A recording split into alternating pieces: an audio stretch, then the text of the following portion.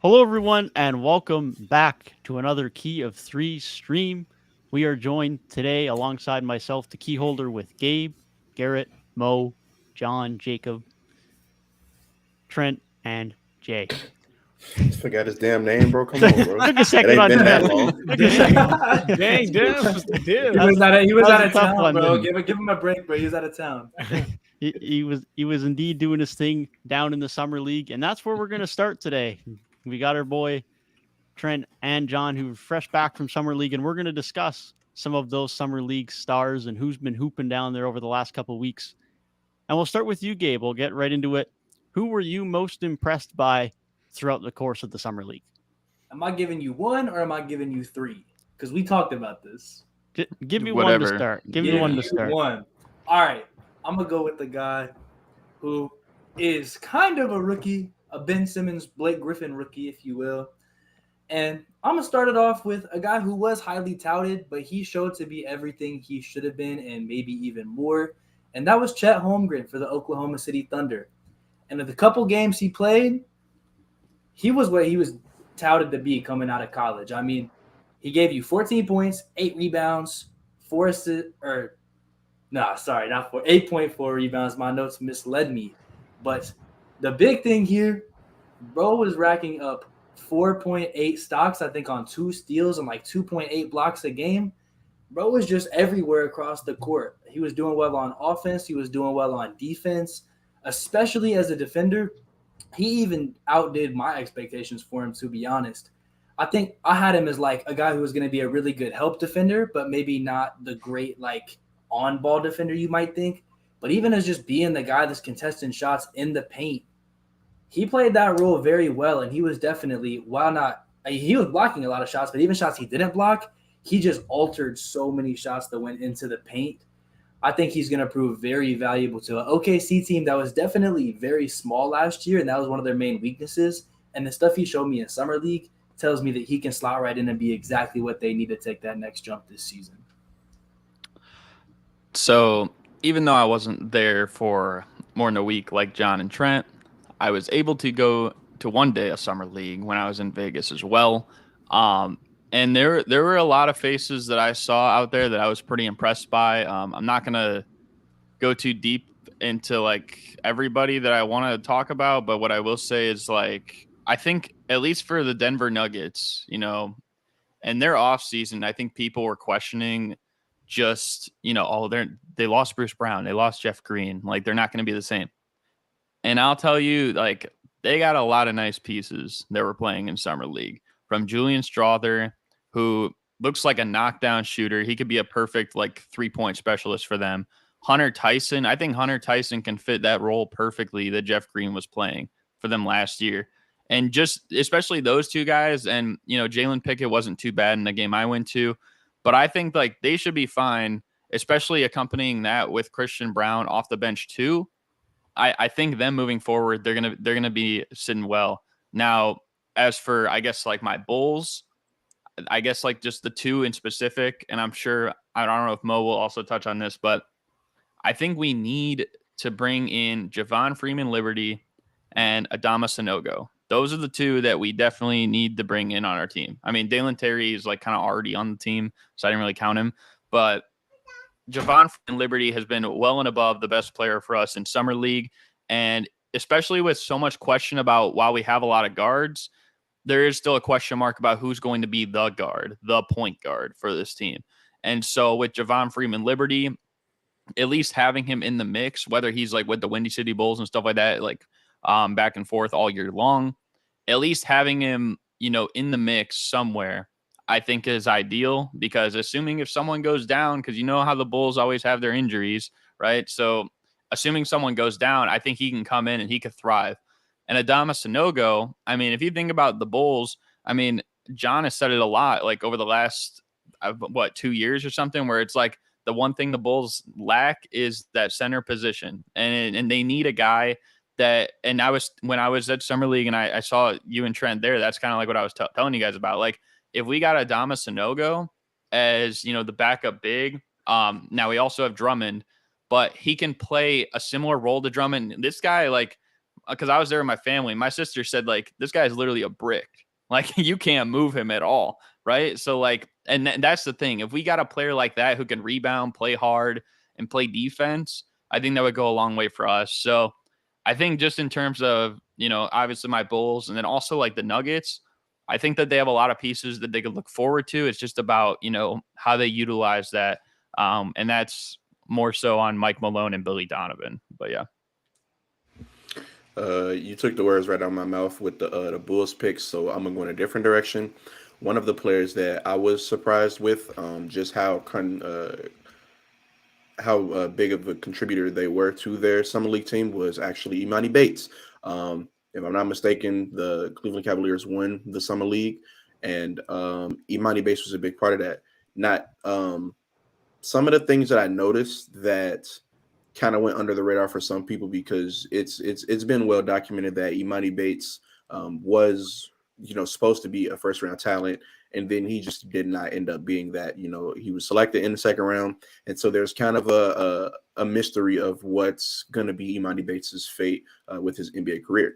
What we saw from him in the summer league, a lot of off the ball stuff, not too much of the shot chucking that he did in college and in high school. Though that's stuff that can translate to being on an NBA team. So you talk about somebody that's 6'9", something like that. He's skinny, but that'll come, with time in the NBA. You talk about somebody that's 6'9" and can shoot very, very well. He could potentially see some decent bench minutes for the Cavaliers this season. And, talking about further than that, who's not going to want a 6'9" guy that can catch and shoot and is a sniper? You know what I'm saying? Who's not going to want him on their team? So I was definitely impressed with what I saw from Imani Bates. And it looked better than I was expecting, because I was expecting a bunch of shot chucking, and we got some of that a little bit. I was expecting, a bunch of that stuff, and we didn't get too much of it. We got enough. What am I trying to say? We got as little of that as I wanted, to see from Imani Bates with this Cavaliers team. So, yeah. Man. Yeah, so I'll be honest. I had a great time at Summer League. It was my first time going to Summer League, and I know we all real hoopers, and as a basketball player, man, you just gotta love that kind of environment. I mean, Garrett was there for a day. It's one big ass gym, and then within that big ass gym, there's two gyms. Just go back and forth, basketball games all day. So it's Hooper's paradise, but.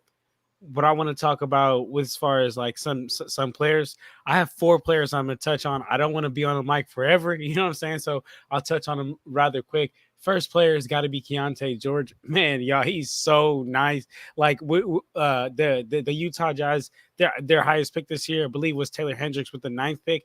But Keontae is their guy, though. He's the guy that you take out a player like Donovan Mitchell, you bring in another star like Keontae George. I know I may catch some stray for that.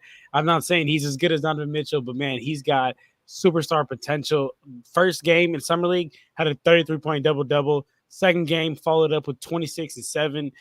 All 3 games that he played in, he led his team to dubs. So he was effective.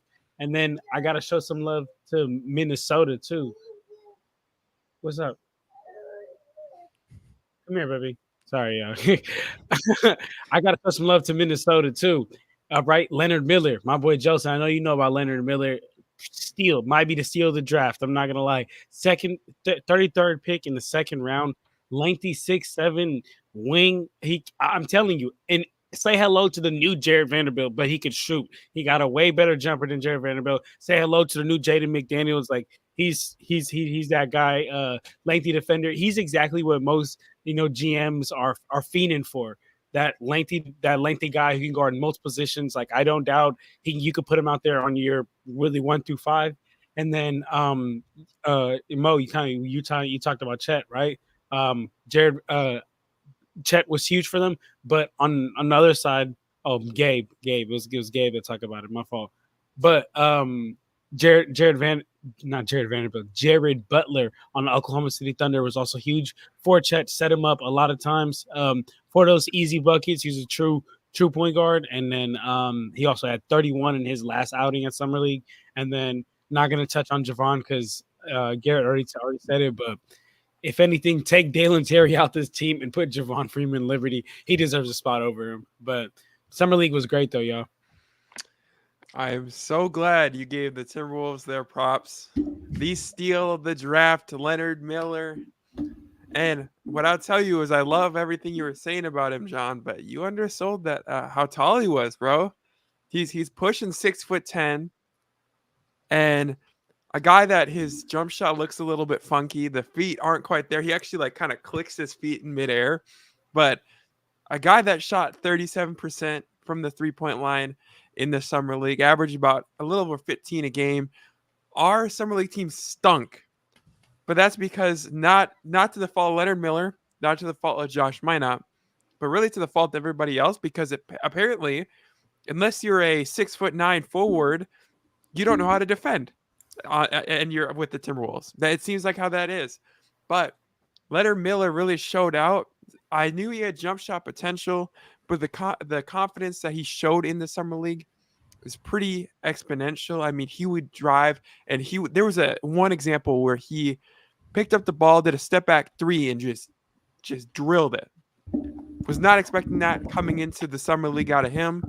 His defense is an obvious upside. His mid-range shot, he's a mid-range killer for his size, and I love his hustle on the boards, and he knows how to time to block jump shots. What are we doing, man? What are we doing, man? Y'all haven't brought up the best center in Summer League that been playing, Orlando Robinson. I mean, I don't know how I go through 1, 2, 3, 4, 5, 6 people, and his name has not been brought up once. This dude, and y'all know I'm a Heat fan, man, so hopefully he can provide that in the regular season. We'll see. But he averaged 25, 26 points a game in 31 minutes, led centers in points, led minutes out of everybody in the summer league. He made he shot like 9.3 field goal made. Like he made it, I'm sorry. Attempted like 16 a game, 57% from the field.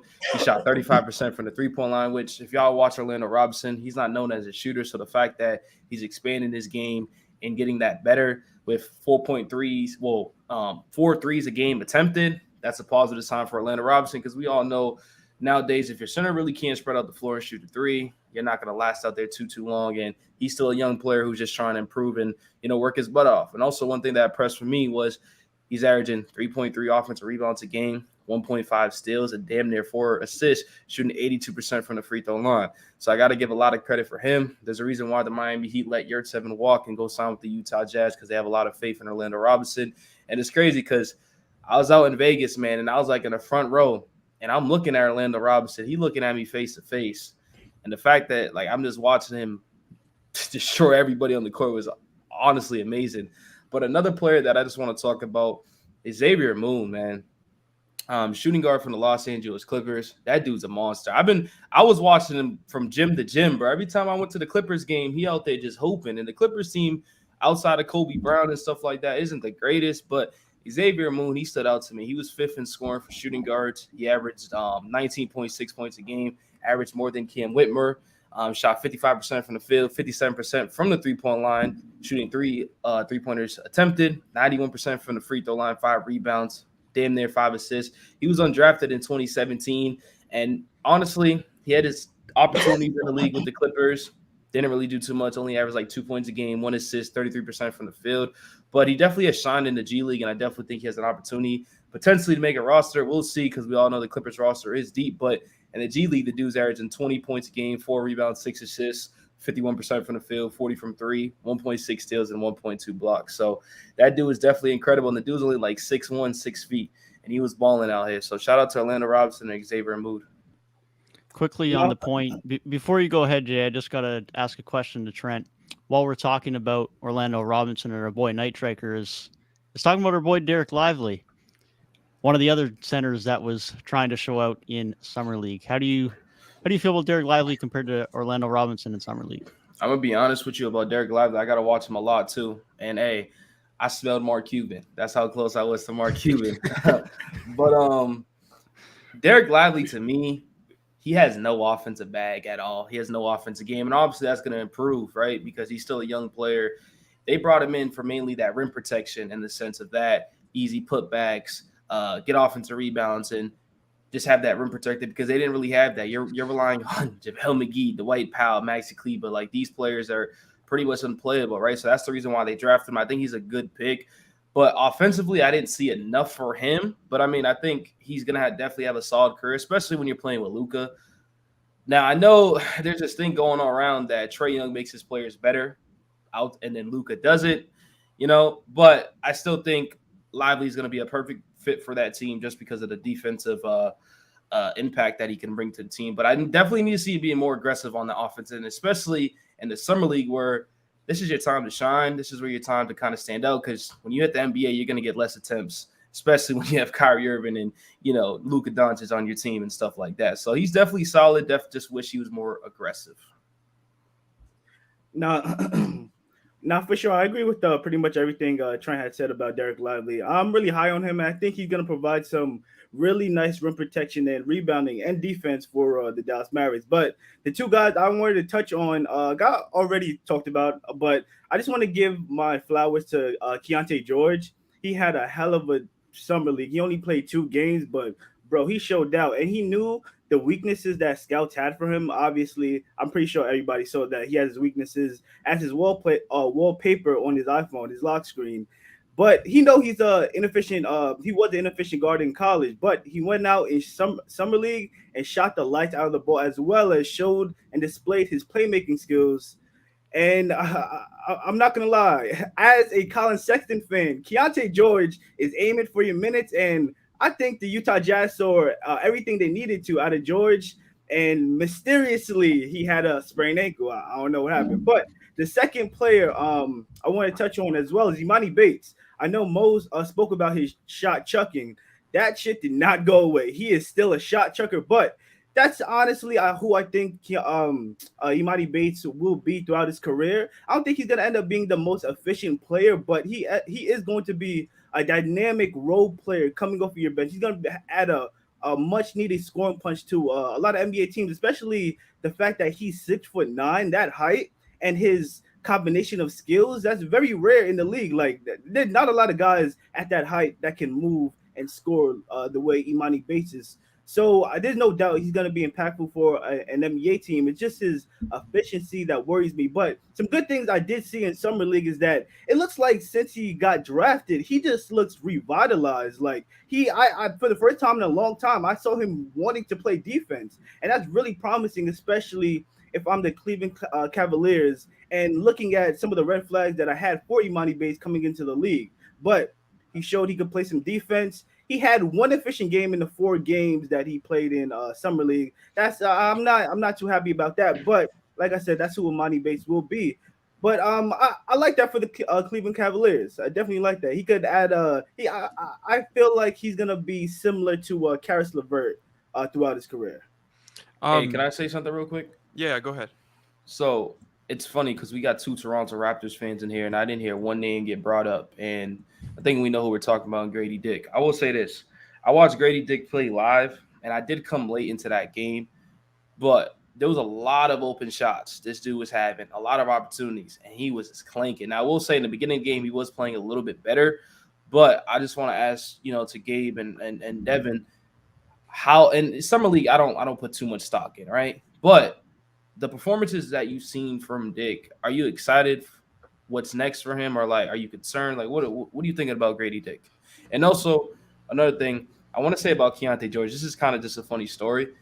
You don't realize how young these players are until you see them. Man. And Keontae George, like, bro, like because me and John, we had all the front seats because the program was in, and I would say this: they act so like gay, and they act such like kids. It's like they're literally just like us with money. It's crazy. Like they're like goofing on the bench. They're making like they're looking at the crowd, talking like they're literally just like us. And I have a video of Keontae George like clowning people. Like it's crazy to see, and it was a good experience. But Keontae George is a bucket. But anyways, going to the question that Gabe and Devin about Grady Dick. Go ahead, Gabe. All right. When it comes to like, especially a player who's mostly touted as a shooter like that, I give him the benefit of the doubt when it comes to adjusting to the NBA 3. And so for that, it's like I'm not too worried yet. Now, if we get into the regular season and he really struggles as a shooter, and that's kind of his main skill, then yeah, that'll be a bit of a concern. But I think that's kind of the good thing about Summer League is that, like, if somebody does good, it's like, oh, maybe we can give him a chance. But I think if somebody does kind of bad that was drafted highly like that, like, I don't think it really ruins them too much. So it's kind of like a low risk, high reward type situation for me when it comes to just Summer League in general. So for me, I'm not too concerned yet, especially because if most of them are open looks, like at the end of the day, it's not like the guy can't shoot a basketball. Like, even if they weren't going in very well in Summer League, I'm confident that he'll get that going. And as long as he's still taking open looks in a good offensive system, I think they'll start to fall eventually. Yeah, I mean, the biggest things that I saw from him was that the Raptors team was devoid of creators, so he was often the primary creator, which obviously he's just not going to do in the NBA 99% of the time. And the other thing was he just looked like he lacked stamina, but we're in July, so I'm not concerned about that. Give him a couple of months in an NBA facility, in an NBA training camp, and that'll likely sort itself out. But we'll move on here from the NBA Summer League, and we'll move to discussing. Well, hold on. Can I just say my thing about I forgot Hunter? that we had your point. You go ahead, Garrett.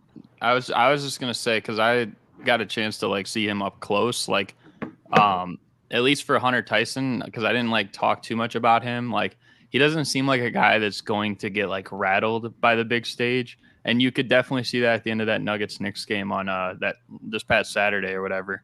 But also, like, he's just a really versatile player that I think he's going to fit in well no matter where his career goes, even if he's like a Denver Nugget all throughout, or if he finds himself in 2 or 3 different situations, I think he's going to thrive regardless just because of that. And I will also say too, like, he's listed as 6'8". I mean, I stood next to a 6'8" guy who's right below me. I think he's probably like 6'10". I'm not gonna lie.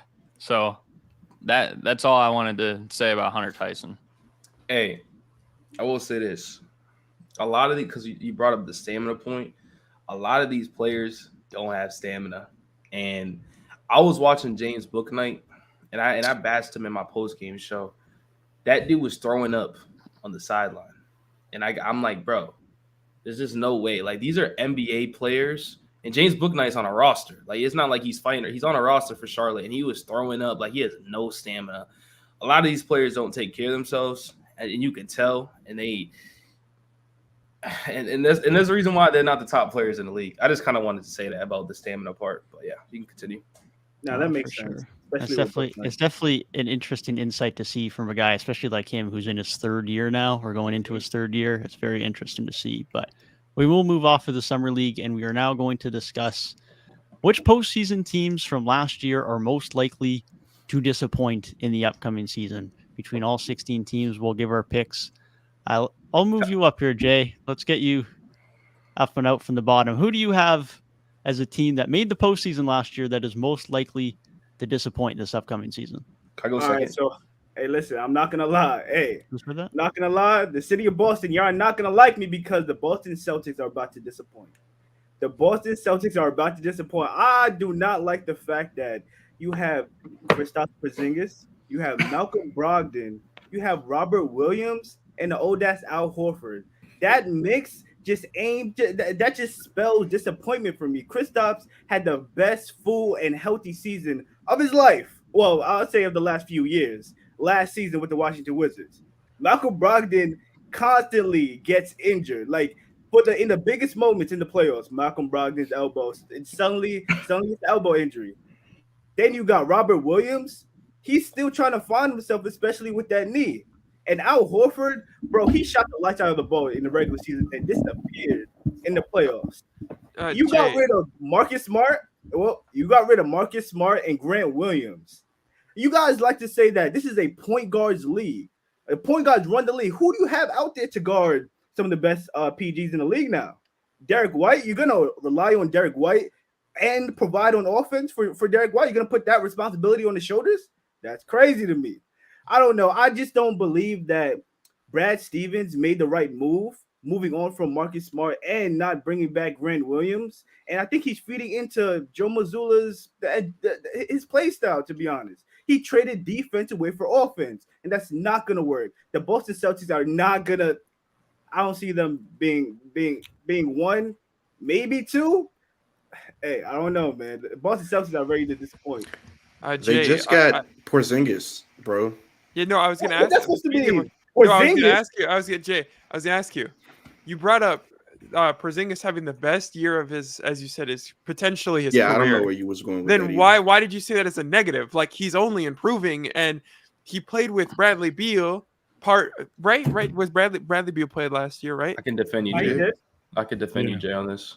No, I could defend myself. Uh-uh. That was 1 year, one sample size. Look at the rest of his resume, please, Justin. The rest of his resume says that he's a consistent player when healthy, and the biggest question, of course, is when healthy.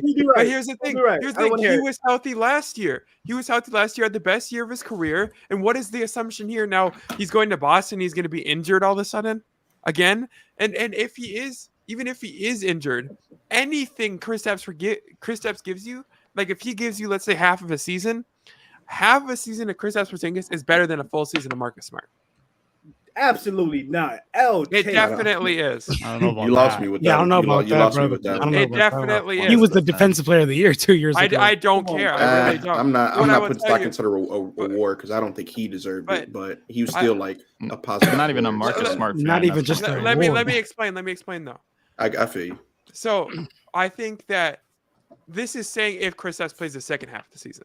If he plays the first half of the season, or if let's say he plays a little bit in the first half, then gets injured, but still finishes out the season, is able to play in the playoffs for the Celtics, to me, that's more valuable than having Marcus Smart the entire year. So you're just talking playoffs then, right? Essentially, I think having a player like him going into the playoffs is going to be helpful, especially when you say, "Oh, you're going to rely on Derek White to defend for you." I personally would, because Kristaps Porzingis is going to take off some of that offensive load that Derek White, a known player that isn't a great offensive player, would have had to take on previously. Hey, well, I will say this. I was going to choose the Celtics, but I was one of those people that says losing Marcus Smart, you're losing your heart and soul, right? He brings everything to that team, right? He's been there for a long, long time. I think his whole career at that, right?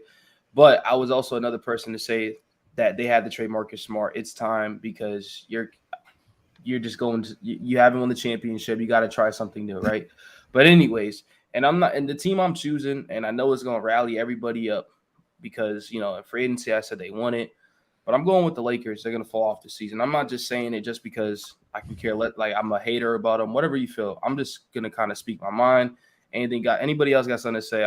It is what it is. But I will say this, right? We all know the Lakers, their two superstars are AD and LeBron, right? AD played 194 games in 4 seasons. He averages about 48.5 games per year. Hasn't played 60-plus games since 2019, 2020. The only way this team's winning a championship, and we already know, is him being healthy and him being, even if he plays 60 games in the regular season and the postseason, which this year he played good, and he didn't get injured, surprisingly, right? But it just wasn't enough. The Denver just was a better team. But that's always going to be a question no matter what. Anthony Davis' health. But not only that, LeBron James is 38 years old, right? He will be turning 39 during the season. He's already the second oldest player in the NBA. We've seen LeBron James. He still put up great numbers. Those type of numbers people don't even put up as a career. Like, we all understand LeBron James is the greatest player of all time. We all know what he does. But a couple things that I do want to notice, I did notice during the postseason, is he turned the ball over a lot. He had 40 turnovers in 16 games. That's not LeBron James, right? He's known as a person to hold, like, he doesn't turn the ball over pretty much, right? He's averaging 2.5 turnovers a game, which, I mean, I guess it's still pretty high, right, to me, right? And also what I do want to say is he in the postseason, he shot 26% from the three-point line on 6 to 7 threes attempted. That's a lot of threes. That's a lot of I'm not going to say LeBron chucked a lot of shots, but there's some times where he did, right? LeBron James. No, he was chucking. Yeah. There were some times, right? And LeBron James, with him being older, with all these nagging injuries, right? He's going to play through these, but we all know he's not going to be the 100% LeBron that we all know, right? So that's just the main point of LeBron and AD. They're usually not healthy, and LeBron James is still very great. Don't get me wrong, but he's not the LeBron James that we all know, right? But going just for the depth purposes, I still have big question marks on Cam Reddish. Now, other people in the group, they're high on him. Personally, me, I have question marks, right? And we all know when people young players or just overall, even veterans heading to LA either can make or break your career going to the Lakers. They're no joke, right? Like it gets real serious over there. So Cam Reddish is always going to be a question mark for me. And to be honest with you, I'd rather just have Lonnie Walker come back. And I understand Cam Reddish brings the length. He brings that versatile, about 6'6", 6'7". But Lonnie Walker already had that chemistry, already had that connection with LeBron James and his team already. So there's just going to be a big question mark with that. Rui's great, right? Hopefully he continues to be that guy. But then if we're going to go to AR-15, and I love him, obviously he's better than Jordan Poole, and he's continued to get better. I will say this about Austin Reeves. He just got paid. And maybe this kind of sounds like that wild take, but like usually people that get paid, they get comfortable and they continue.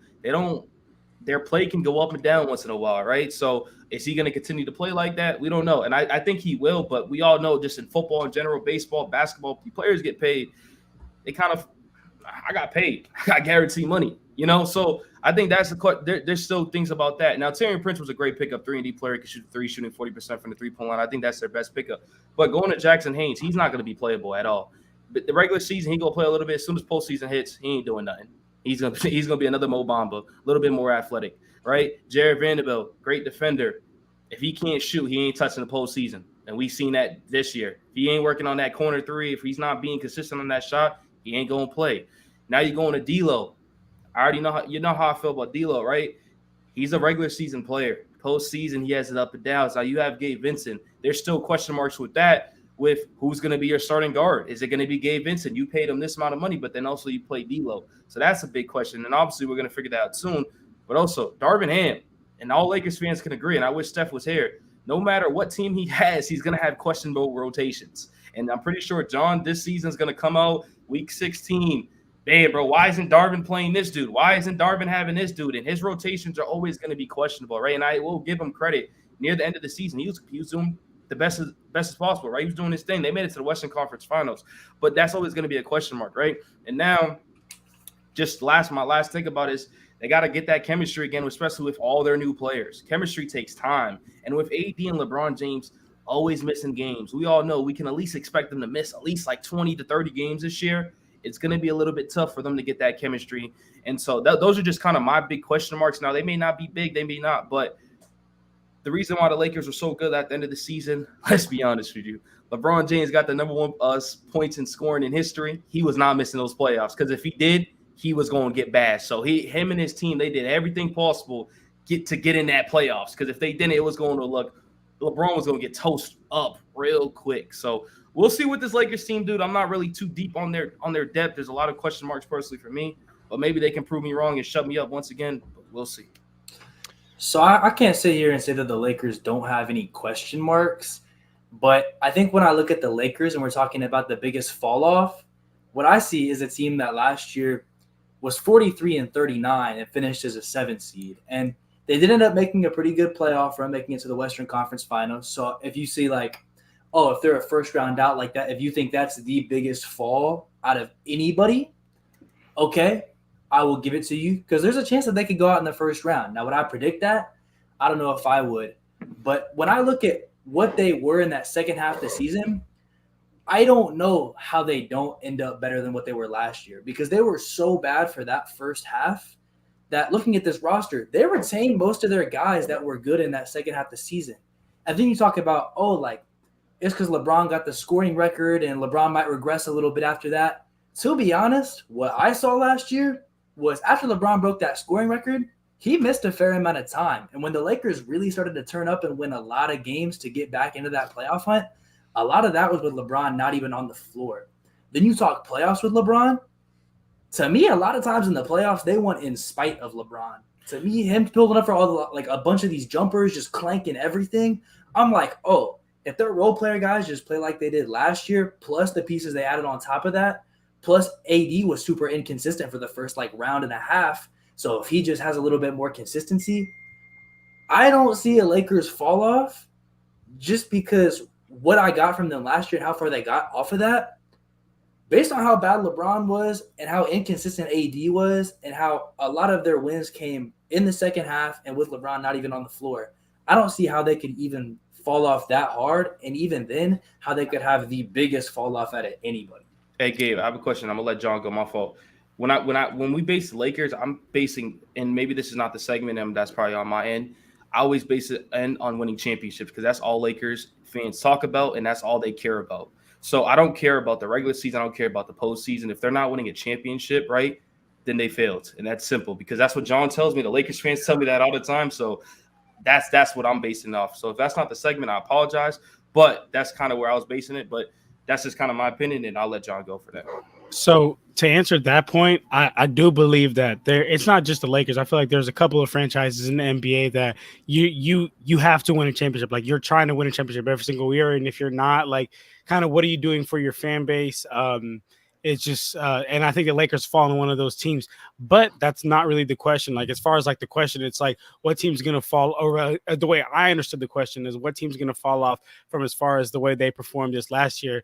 And I agree with what, like the Lakers point, I agree with what Gabe said. Like I just feel like it's going to be tough for the Lakers to fall off unless these players unless like Gabe Vincent and all these players act like Kendrick Nunn and just forget how to hoop. Like, I just don't see how this team goes from as bad as they were last year in the regular season, and how they can get worse from that. They were able to retain all their, really all their big name players that helped them be that dominant team in the second half of the regular season. So for the Lakers, like, I wouldn't agree with that. But as far as like my answer for what team's going to fall off, what postseason team.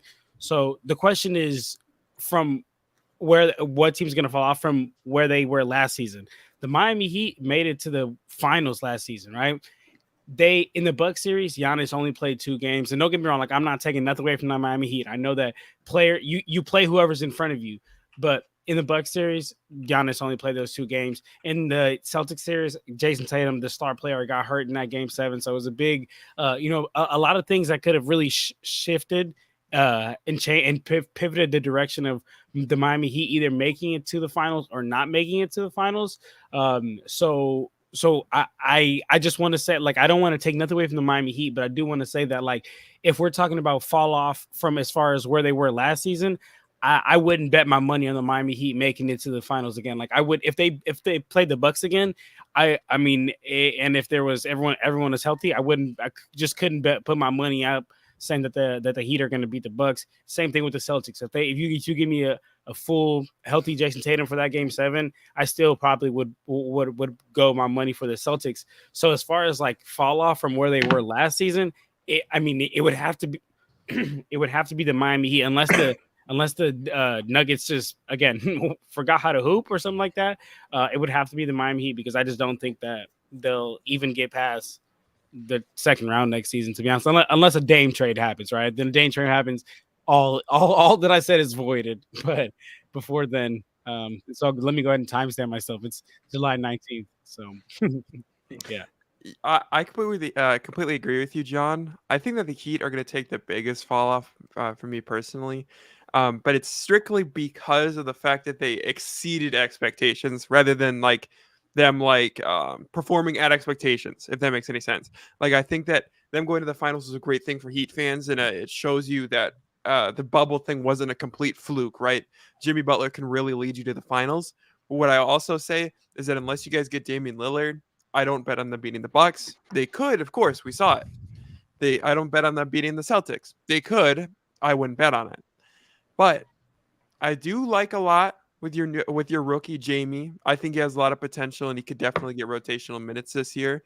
But I don't think he's gonna make up for what you lost with losing a couple of your guys like Max Strus. And I just think personally that unless you get Dame, you're not making it out of the second round. I'm not gonna go like Paul Pierce, where he said, even if you get Dame, you're not even winning a first round series. I'm not going to say that because that's ridiculous. But what I will say is that even if you do get Dame, I don't buy on you guys winning the championship. Same. I will say this, right? It's funny that I seen when I looked at the essay or the list today, I looked at every single team. And I looked at the Heat, and I said, whoever set this up, set the Heat up for failure, because the other team on this list is going to get worse, maybe besides the Brooklyn Nets, than the Heat. And so I looked at it, and I was going to choose the Heat, but I was like, nah, there's no point. That's too easy. Like everybody knows that on the list, you know. But I will just say this, right? I think we do get worse if we don't get Dame, and I've been preaching this for a while. But I'm a little bit bigger.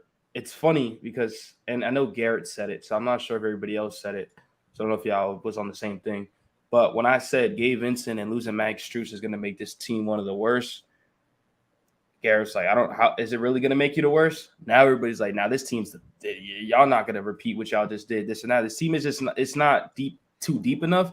But I was just going into this. I'd rather have, I don't know what I say I'd rather have, but I like Josh Richardson replacing Max Strus. And if we get Dame, then team's a little bit different. And, you know, we're rumored to sign some people with free agents left available. But, yeah, I mean, I agree with y'all. Even as a Heat fan, like, if we don't get anybody, it's going to be a rough season. But I will say this, right? I had a rough season last year. I did, right? I was stressing out. I'm worried about players like Jamar Bouye, Jamal Cain. I'm having people, Drew Smith out here, Orlando Robinson. Like, we're playing nobodies, you know, and it's cool that I got to see them. But I was stressed out all last year. I was like, bro, fuck it. Let's just give up. There was a point in time where I'm like, bro, let's just get the first round pick. Like, who cares? But one thing about this team is that we always prove everybody wrong, no matter what. And we're going to continue to prove us wrong. We're one of the best couches out here. We're Heat Nation for sure. And as long as we have Jimmy Butler and Spo's not a player, but he's damn near a player because he's the best coach in the NBA and he'll change everything. So, I mean, I agree with y'all. Celtics, I won't agree with y'all because I'm not worried about the Celtics at all. Some dudes don't fear me at all. We'll see. They just won't beat us. Bucks, on the other hand, if they're healthy, they're going to beat us. But y'all can go now. All right. My team that I had fallen off was the Brooklyn Nets. You look at the departure of Kevin Durant and Kyrie Irving and the subsequent folding of this team's contention hopes, they weren't even supposed to be a playoff team. I think that if we got a full season of the second half, what we saw, they probably wouldn't have been a playoff team. And so I think they're not going to be a playoff team next year. They might have a playing spot, but I don't expect them to make the playoffs. What were they, a 5 seed? I could see 9, 10, maybe 8 seed if they catch fire at some point during the season. But I don't expect the Brooklyn Nets to be particularly good.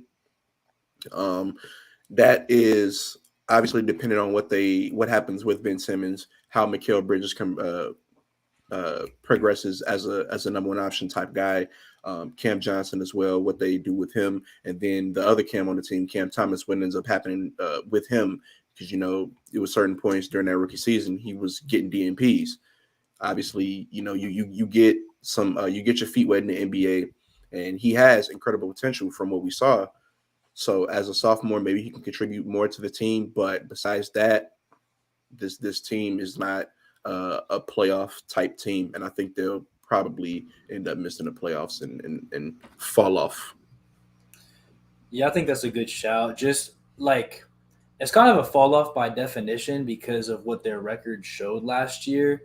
But if you just, like you said, look at the team that they had in the second half, like a continuation of that, not even a fall off, is going to be a fall off just because they did make the playoffs last year when they weren't that level of team once they got there. My pick is a little bit different for this. I just think it's more of a franchise that's kind of falling apart, and I think it's going to come back to bite them in the ass. I have Philadelphia, who nobody has had yet, but I think Philadelphia is in a very tough spot going into next season. I think you look at the situation they're in, James Harden still has not been dealt. So you got to assume if James Harden is not dealt by the start of the season, that's just like a max contract type player who's not playing. You didn't get anything back for him, and I don't think he suits up. So then all of a sudden, that's just nothing. He's not playing, right? You said he will play, though. My fault. You said who? He said he will play. Oh, he will? Well, Yep. Even if he does play, he's not going to want to be there. So I don't think you're getting 100% the best of James Harden. At the same time, if the trade does get done, you got to assume whatever they get back probably is not at the same level of production that 100% James Harden is going to give you.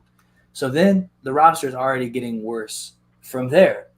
At that point, you got James Harden off and the roster is not that great. Is Joel Embiid going to want to stay around long term?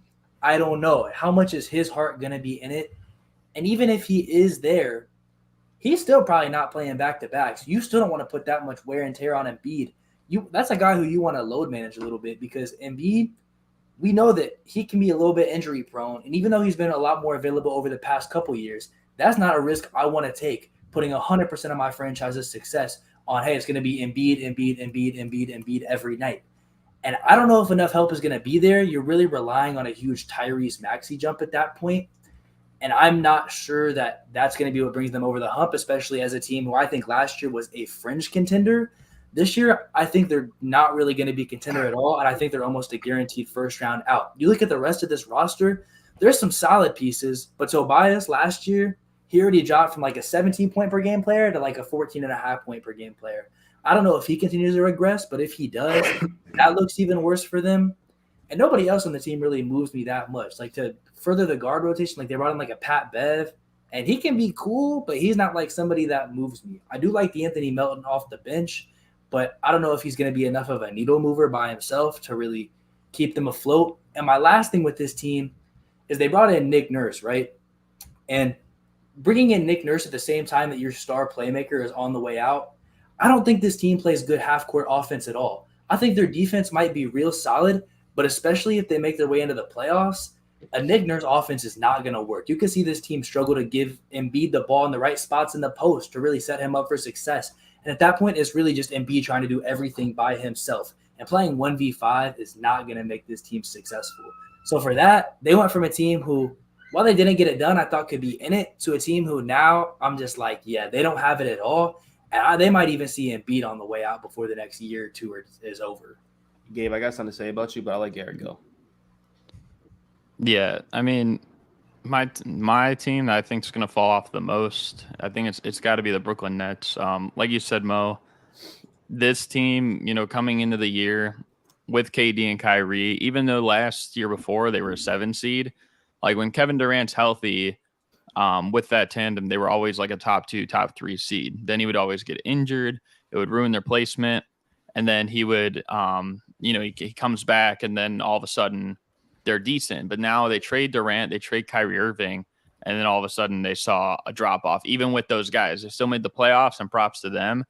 But I just think, like, when you're looking at the East, like probably every team that finished above them in the standings will be better than the next year. There's young teams that took a jump, like the Pacers, like Orlando, that I think they got pieces that they could be better next year. Even my Bulls, even though like we don't have a great direction, I think just for next season in particular, will probably be better. The Hawks might be better. The Heat were a lower seed. They'll probably be better. So all things considered, it's just going to be too hard for them. And you think about how it's not that they just lost Durant and Kyrie, but you think about how, they traded away Joe Harris. They traded away Patty Mills. They lost Yuta Watanabe. They lost Seth Curry. They lost a lot of like veteran guys or experienced players that now I feel like this is more so of a younger team, and it's kind of just going to be a building year. And that's going to be good for, Mikal Bridges continuing to elevate as an individual first option on a team. Guys like Cam Thomas and, Noah Clowney and Nick Claxton and like all those guys, Cam Johnson and whatever. But I just don't think it's going to result in that many wins. I think they're probably going to find themselves in the bottom 4 in the East. They'll probably be like a 12 seed-ish. I don't think they'll be quite the worst team or anything like that. But I think being that they were a 6 seed and they're going to drop like 6 placements, and this year they did make the playoffs as a surefire team. Moving that far down, that you're not even probably the closest team to make the play-in my opinion. I think that's probably going to be the biggest fall off of any team, because every other team I think should be in playoff contention at least. The Nets, yeah, they very well could, but I feel the least confident about them, and I don't think there's any like top 5 seed that's probably going to have like a major fall off. I mean, maybe you could argue the Kings, but I think even the Kings will still be like play-in-esque or like a low-tier playoff team at the very worst if they have like a bad season. So that's why I got to go with the Nets. Hey, Devin, put me full screen real quick, man. Put me full screen. Got you. Because look, man, I'm not going to lie. When Gabe brought up 76ers and James Harden, it ignited a fire in me, okay? Because I'm going to be real with y'all, man. I'm tired of James Harden. This is the biggest prima donna and biggest drama queen ever, okay? I know Trent just came out and said like he said he's down to play or whatever. James Harden said he's down to play. But I can't stand this man. We've seen what he did in Houston, right? When he genuinely just got fat, right? I know that the whole joke's about him putting on the fat suit. Like, why is this even like a thought? This man is an NBA player, has his life set out so good. And just because he doesn't get one thing his way, like he's going to do this whole fat thing. And that's even like a joke. Like it's even for the fact that that shit's even a joke. Like, what the fuck, dude? Take your profession serious. And this for the 76ers side, I just want to talk about, like, I just feel bad for them at this point, because if you think about it, they traded away that prima donna, Ben Simmons, for this prima donna, James Harden, who's now going to do the same exact thing. And even if he says like, all right, fine, I'll play my way out. No way that James Harden, he's had that much of a mental shift where the difference between Houston and now, he's like, oh, well, you know what? I'm going to actually work hard and I'm going to prove my value and do all this and get traded my way out. Like, no, he's going to cry his way out. I guarantee to you, if James Harden plays on this 76ers team, he will not be the James Harden that we know and love. And I think it's an absolute shame. And last thing I want to touch on, and you can take me off full screen, is this. Where the fudge is James Harden going to go? And maybe you guys can answer me this, but where in the world is James Harden going to go that this shit is going to work more than it is in Philadelphia? We all know, look at the recipe to win an NBA championship. You need a guard, you need a big, that like the two that can play together, play off ball. I don't think that if he goes to the Clippers, this put Kawhi, PG, and Harden situation works. That's only one basketball and 3 ball dominant players. All I'm saying is if James Harden leaves Philadelphia, you can say goodbye to any chance of him getting a ring, unless he goes ring chase. I just wanted to say this, man. I'm tired of James Harden. He's a goddamn prima donna, and just play fucking basketball, James, and stop bitching. You spitting, John. Going to the club. Hey, Devin. Put me full screen. Where are you at? There you're at. Oh, wow. James Harden is done. He's cooked. James Harden is not going to win a championship. Never will. And we talked about this in the past. We said he didn't play championship level basketball. John, you know a lot about championship level basketball. If anybody's going to tell you the truth, it's going to be John. James Harden is not a championship caliber player. He may be a great player at times, but what he does on a basketball court is not going to win you a championship in any year ever. Facts, P. Okay, I really ignited a lot of James Harden. Yo, How do you follow up with that? You know what's funny? I remember we had this James Harden talk, and I pretty much bashed him, and everybody in the group is coming for me about it. It's hilarious when stuff always comes around, because I said James Harden, he got to go. Now everybody's saying, James Harden this, James Harden that. It's funny now. But I will say this. I'm actually going the other direction with the 76ers. Believe it or not, James Harden's not going to get traded I don't think he does get traded. The reason why I don't think he gets traded, look who their GM is, Daryl Morey. He don't trade players if you ain't getting no star back. He don't need to trade James Harden. He don't need to. Their relationship is already rocky. Now, y'all can say James Harden this, he pre-Madama, this or that. I agree, because I've been saying this for a while, but I'm just trying to come out the little positive side for James Harden at this point, because everything with his career right now after leaving Houston, even in Houston, it just hasn't looked good. But they're going to be a really good defensive team, right? Patrick Beverly, Tucker, and Melton alone on the court. Now, offensively, there's going to be questions, right? Unless Tucker is consistently knocking down that corner shot, which it goes up and down. Melton, his offensive game is okay. Patrick Beverly's is okay, right? But I'm pretty sure on that they're going to have James Harden, Joel. But I will say this. If James Harden does get traded, I'm still high on the 76ers team, believe it or not. And the reason why I say that is because if you notice, Tyrese Maxey every single season has improved. Every single season. From 2020 to 2021, where he's averaged 8 points a game, to 2021, 2022, he's averaging 17 points a game, to this year, he's averaging 20 points a game. With James Harden no longer being there, it's him and Joel's time. And I think that's what the 76ers are going to be building around. And there's a reason why they didn't give him that extension, because they want to free up some stuff. It's not just because they don't want to keep him and this or that. No, they want to free up some stuff for the next upcoming, so they get ready to get their roster prepared. Daryl Morey went over there for one reason and one reason only. He wants to win a championship. And just because James Harden wants out, that's not going to stop him. It's not. Obviously, it failed for Rockets. He's like, I'm coming to this organization. I'm trying to change them. And with the comments of Joel coming out, like, I'm just trying to win, either it's here or not, that's putting more pressure on Daryl Morey, right? So, and also I do want to say this, like, I don't believe none of these rumors. I seen James Harden with his teammates. I seen James Harden at these parties. Man, they look perfectly fine, bro. I like all these rumors. It's all for clicks. I do believe he does want out there because I believe that. But if he doesn't get traded, I think he'll be there next season, and I think he's still gonna do what James Harden's gonna do: give you 20 and 10 every single night. Maxey's gonna have to continue to improve, but the addition of Bev, I think that's a good addition, bro. Like you can ask Garrett. Pat Bev joined that Chicago Bulls team and turned them around a little bit. So we'll see what the 76ers do. I think they're cursed.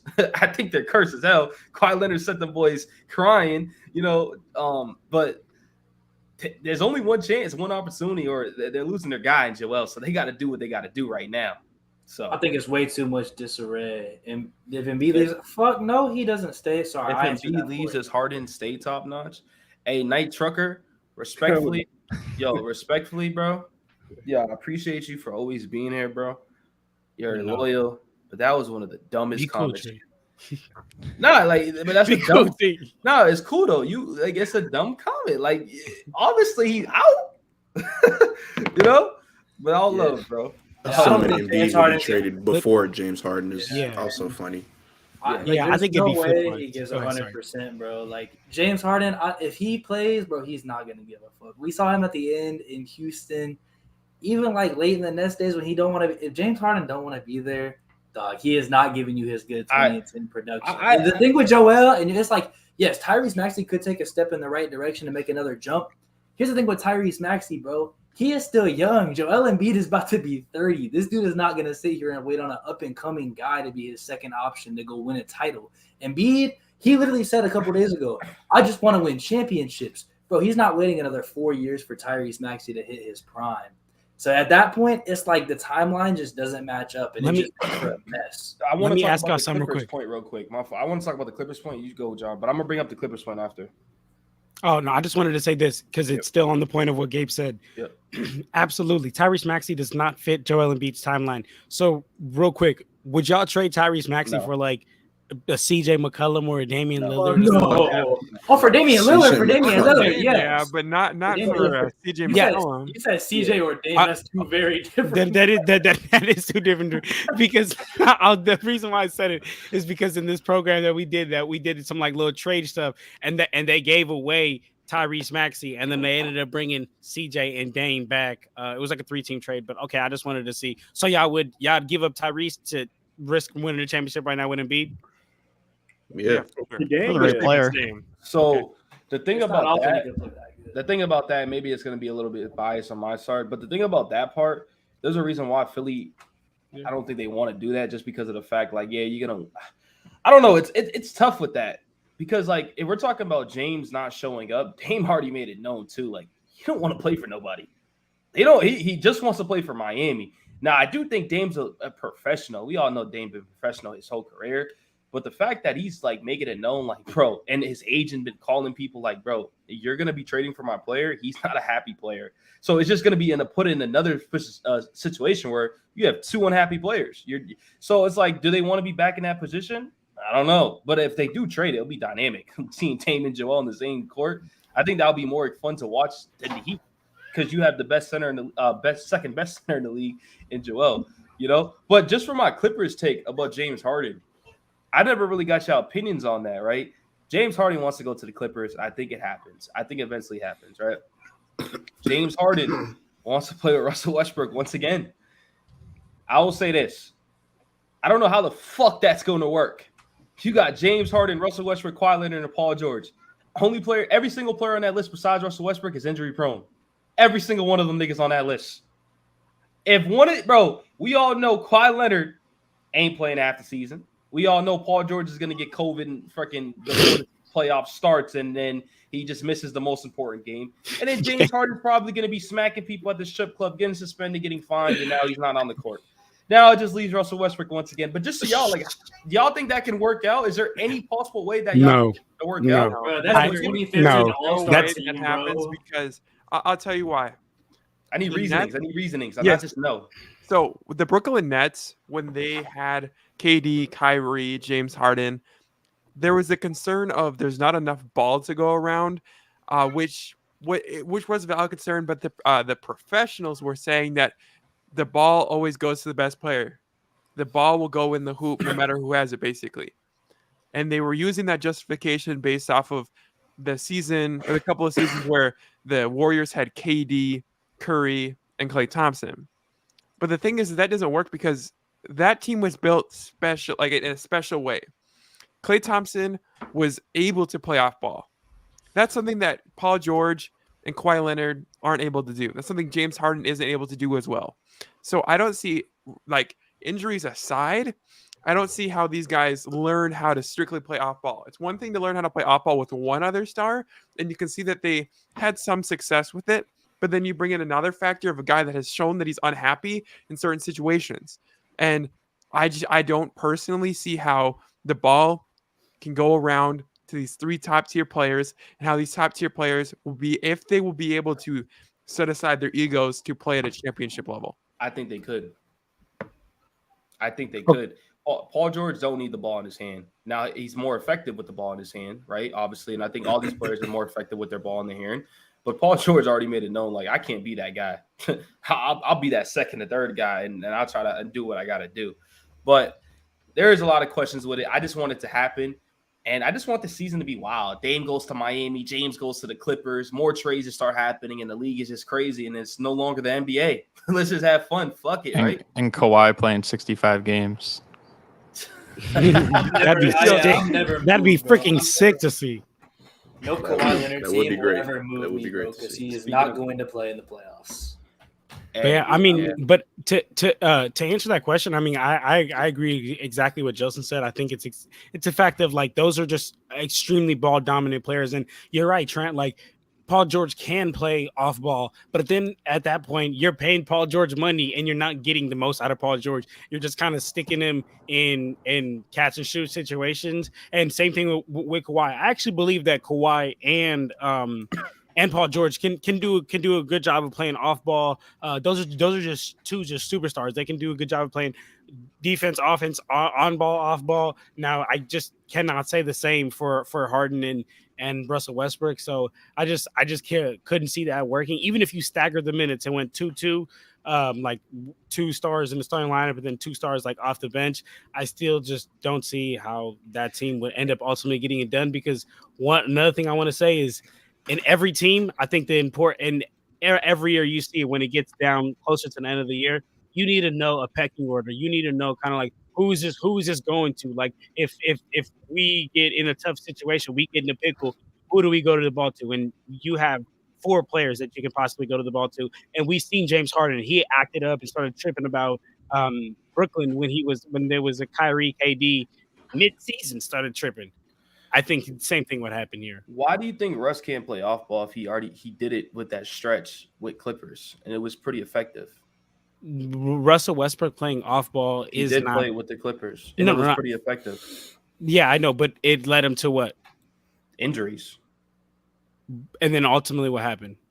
I think you don't have your best guys there. What? No, you can't do that, John. No. Yeah, that's that. No. What I can't say is you also can't say that he is an effective off-ball player when he's limited. He did play well off-ball with the Clippers. I would tell you. And we're going gonna see a bigger stretch of that this year. And that question Hopefully could be so. answered. No, Hopefully we will. No, we will, because Kawhi and Paul George will be back. What I'm saying is hopefully he plays well is what I'm saying.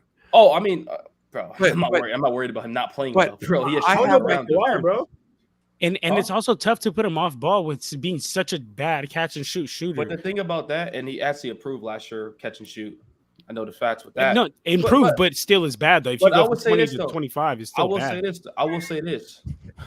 It wasn't. No, it was I'm actually- just no. I'm not okay. You're right. It's not those numbers. It but was, you it was get what I'm definitely. saying. It was definitely. It was definitely. You get what I'm it was saying. Definitely 40% higher. But what I'm saying is right, and we can move on to the topic because I don't want to go back and forth about Russell Westbrook. Ty Lue, he came in and he knew what to do with Russell Westbrook. These other coaches, it's hard to do it when you don't have shooting. And they did a lot of little different things, him setting screens and him just doing a lot of other things to be productive on the court. And that's the reason why he played so well. And then when he wasn't, he was being the point guard and put up 40. So we'll see, man. I don't know.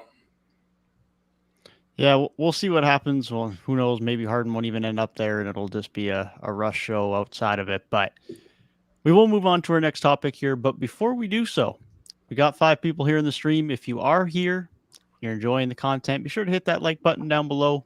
be sure to hit that subscribe button, as we are going to continuing Monday, Wednesday, Saturday, streaming at this 9 p.m. Eastern time. So we appreciate you guys tuning in. And we got more Joel Embiid talk.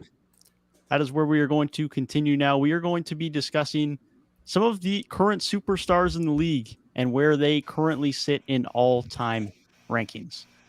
We will start with Joel Embiid, and Mo has self-proclaimed himself to start it off.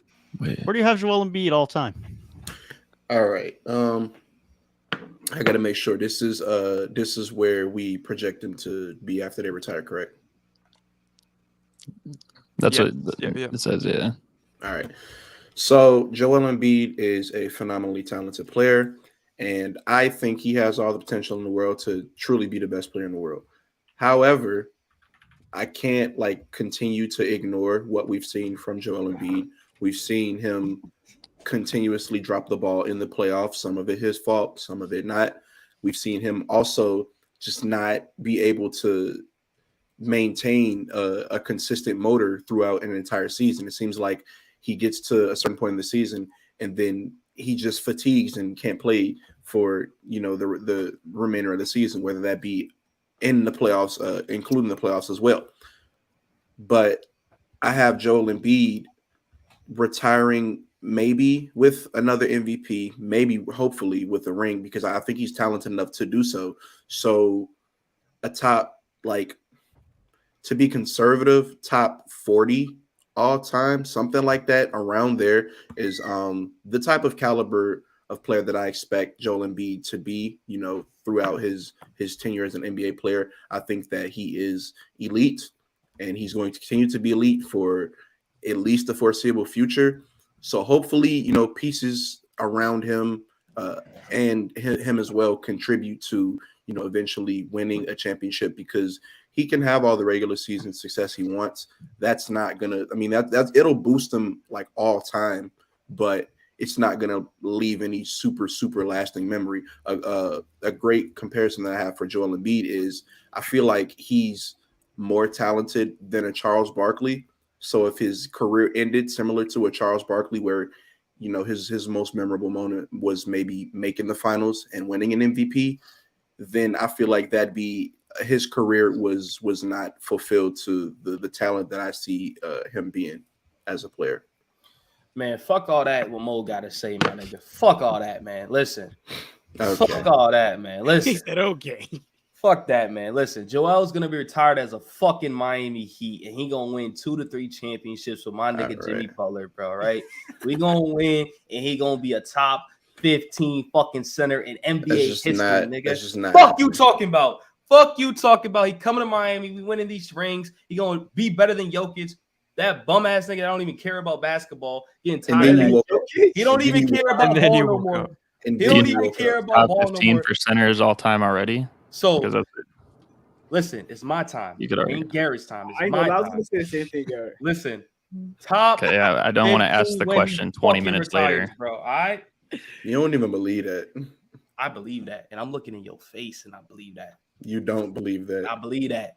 Nigga, Sure. what team is he gonna retire on, bro? You gave a weak ass answer and said a former The New he's York gonna be an Knicks. MVP. Bro, he saw he's going to Miami. And Tell me It's about where they will retire Tell all me. time on an Yeah, all-time. tell me I level. don't when he's know. gonna retire. I don't know what team he's gonna retire on, bro. That's Fuck it, guess fact. it. That's Guess definitely not Miami. Fuck it. It's Bro, fuck guess it. I'm not guessing that. I don't know the free agency market in 3 years when he's gonna get traded or something like that. Man, A fuck it. great We point, already- Mo. We all know where he's going with Jay. He's going to the Okay, Knicks. see. Bro. All right, well, let's talk about Joel Embiid. Let's talk All right. about it, All right, because Jelson. if Joel Embiid doesn't win a championship, he probably might he'll be like the bottom half of a top 100 player of all time.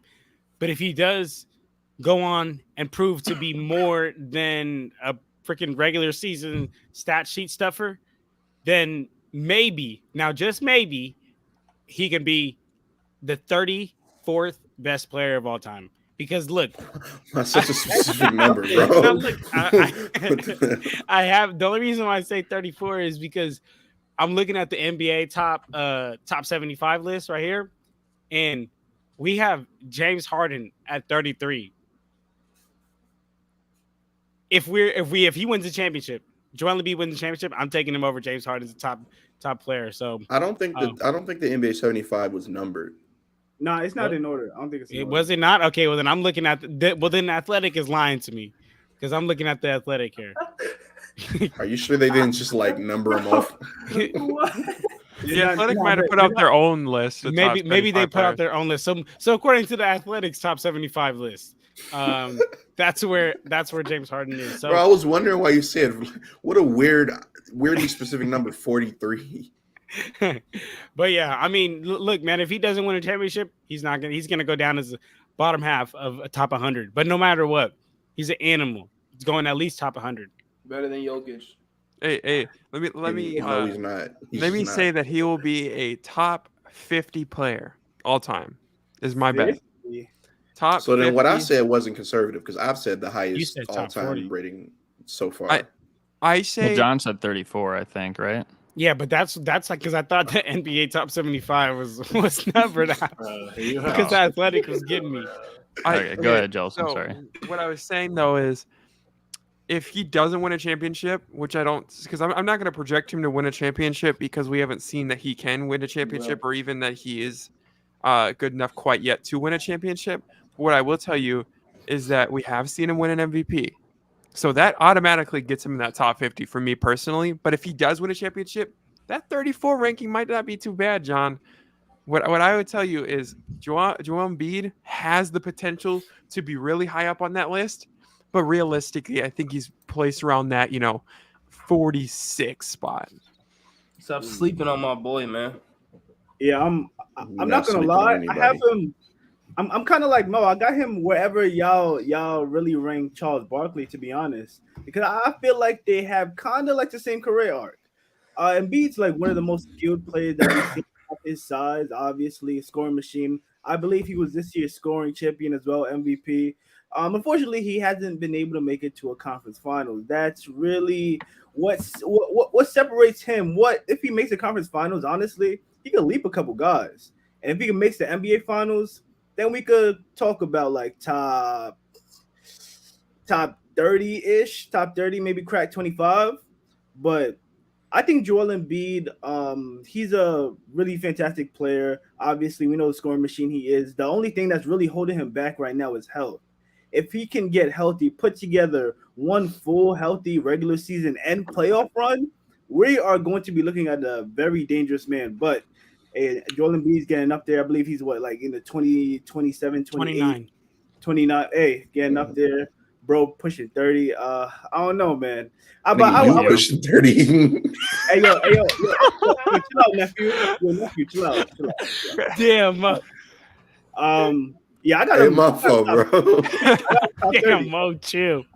Bro was called 5 foot in a couple of streams ago. Now he's called 30. Damn. That's crazy. Damn, Justin, you have no bag. I don't want to hear it. All right, buddy. We've never seen you hoop before. You could go, Gabe. Y'all are blowing me this segment, bro. Whoa. That's not even a pause. Y'all overdoing it. That's common slang. Y'all wow. Thank you, Mo. No, No, Yes, it is, bro. Yes, it is. Yes, it is. If I heard him right, he said y'all blowing me right now. Yeah, me. Yeah, bro. Yes, That's what I bro. heard. He said Yeah, you're blowing the great. segment, I think he Hey, said. if that's what That's common slang. Y'all wow. if that's I what y'all never like heard to anybody do, say that, man. bro. No, that's okay, bro. If that's what y'all are, if that's what comes to your mind, that's okay. But when it comes to Joel Embiid, what comes to my mind is a future top 40 ranking for him. And here's why. He was a top 5 player in the league for a not insignificant amount of time, bro. And if you're top 5 in the league for any significant stretch, you're already going to work. I would yourself. ever put him top 5 in the league. That's just me. I think he's top 5 right now. Yeah, wait, Mo, huh? Oh, wow. Bro just won an MVP. Number bro. 5. Oh, He might be 5, but to me, my top 5 in the league right now is Giannis, Not him. Jokic, He's not in it. Embiid, Steph, Giannis, Embiid, Steph, Luka, and Jokic. That's my 5. In no particular order. Giannis? Yes. Are you being What do you mean, Stop it, Jay. Giannis? Stop it, Jay. This Stop it, Jay. conversation is about Jay didn't hear it. Embiid. He didn't This hear it. He didn't conversation hear is it. about Bro, Embiid. bro, Oh, okay. He didn't I hear got- it. He was okay, questioning. okay. Oh, He was okay, questioning okay, whether okay. you put him in there. Hey, Damn, we Jay, so- I had to we come. so I had to ready to- save you. We real so quick, ready to Jay. kill Jay, bro. Y'all was My ready to kill Jay. Oh my god. fault. But Go ahead, Gabe. yes, Sorry. I think Embiid, he's a top 5 player right now, so he's going to be like anybody who reaches the top 5 player level. You're already in high conversations because how many eras of basketball has there for real been? You got to think like you got like what 60s, 70s, 80s. Even if he ends up being like a top 10 player for the 2020s, he's already climbing up there. He has an MVP. The real thing that just needs to come for him is going to be that playoff success, and I think that is probably going to come on a second team. Now, will that be Trent's Heat? Hell no. Yeah. He coming to nah. Miami. But- Jimmy and That fucking boy is Joel going need to to- redo it. They got to He's rerun it going back. to the, coming if to he the Lakers leaves, first round. If he leaves, Laker he's Nation. going to the West. Bro. He's going to the West. Simple. New He's York, coming to bro, the but- Lakers. He's going But to the Lakers. No matter where he goes, I think if Embiid gets a ring, I think Embiid could end up like a Pau Gasol maybe, where he goes to a team and he ends up winning a ring as the second option. Still very highly talented and even better than Pau Gasol was at his peak as a number 1 guy. Because while Pau Gasol was great, he wasn't no MVP when he was in the Grizzlies. But if he can go somewhere and even be like a championship number 2 or even make the couple finals as number 2, it's going to skyrocket him a lot.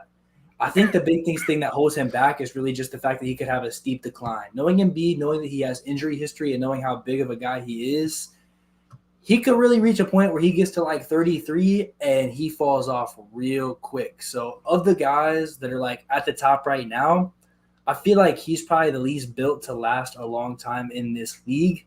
But if he can maximize the next couple years, and especially if he can get his ass out of Philadelphia in the next like 2, he could really skyrocket up these charts and move into like top 40 range. Hey, Gabe, Get you his know that- ass out of Philadelphia, bring him to Los Angeles. The Lakers win the championship, and Bro, guess y'all what? want Joel everybody, Embiid bro. then becomes the best center of all time in Hey, Lakers history. Hey, All respectfully, I'm gonna tell you That's right crazy. now, I better not hear any Embiid slander out of none of y'all because all y'all want him on your team Hey. right now is what it sounds Yeah. like to me.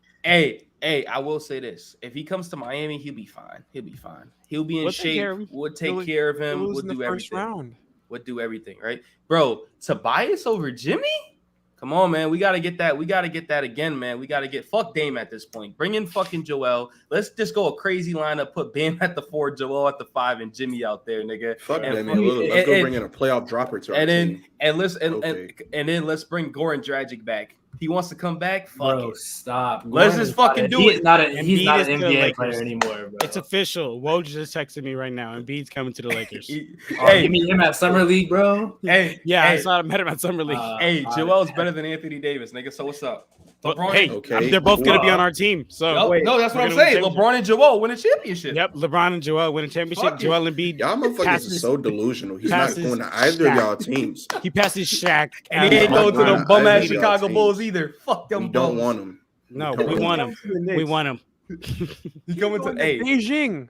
hey. To be honest with you, the Knicks make a lot more sense than any Devin, other team. Joel talk on to Embiid me, gets Devin. traded, he's not going Devin, to what's anywhere up? What do you else. think, Devin? I think he's going to the Raptors. Hey, Come on, let's bro. go. Y'all funny as hell in this street, bro. Hey, They're trading OG for Joel legend. Raptors OG for legend, Joel Embiid, straight up. bro. OG for Joel Embiid. That is some Straight up, nasty apples work. to apples. One to one. Well, I think Hey, they should have to what is the throw in trade-off Tyrese before that, Maxey in though? trade.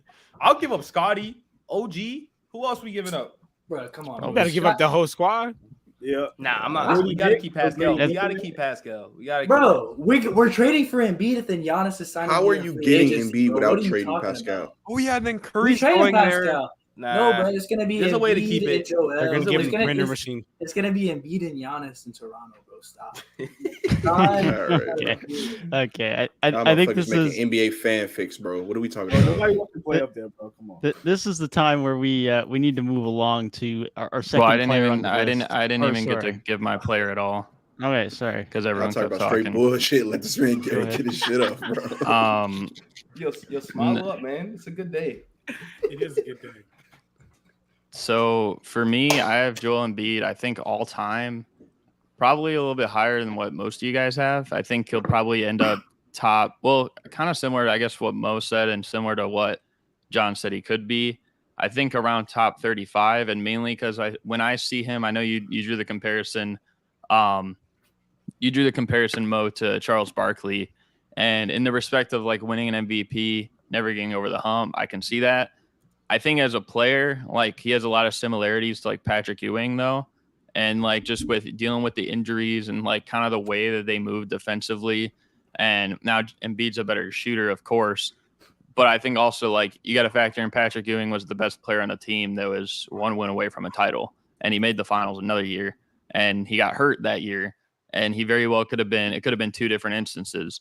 But he's gotten over that hump, and he made the conference finals multiple times.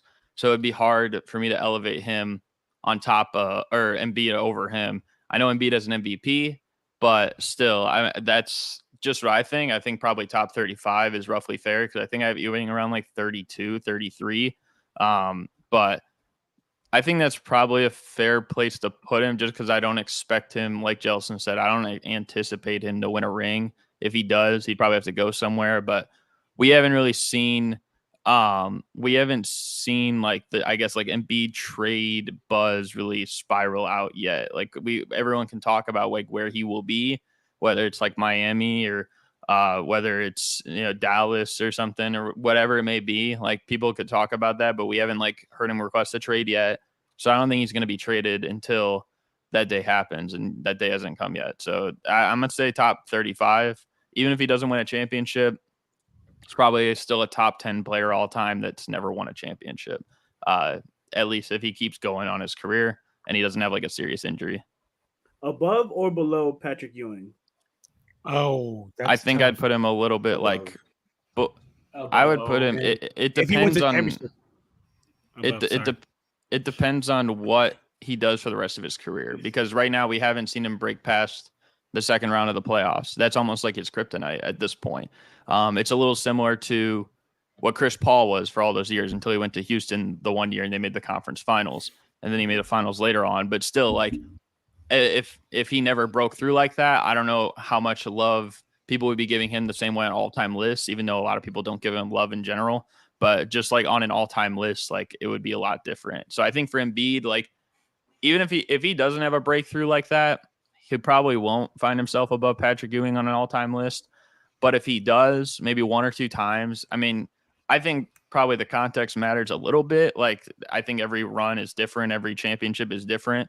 But, theoretically, if he makes one or two, he's playing like typical Joel Embiid or something like that, then I think we could definitely have a discussion that he could be above Patrick Ewing. But unless he wins a championship or something like that and he's playing like a dominant player, I don't know how much higher than Patrick Ewing I would necessarily put him.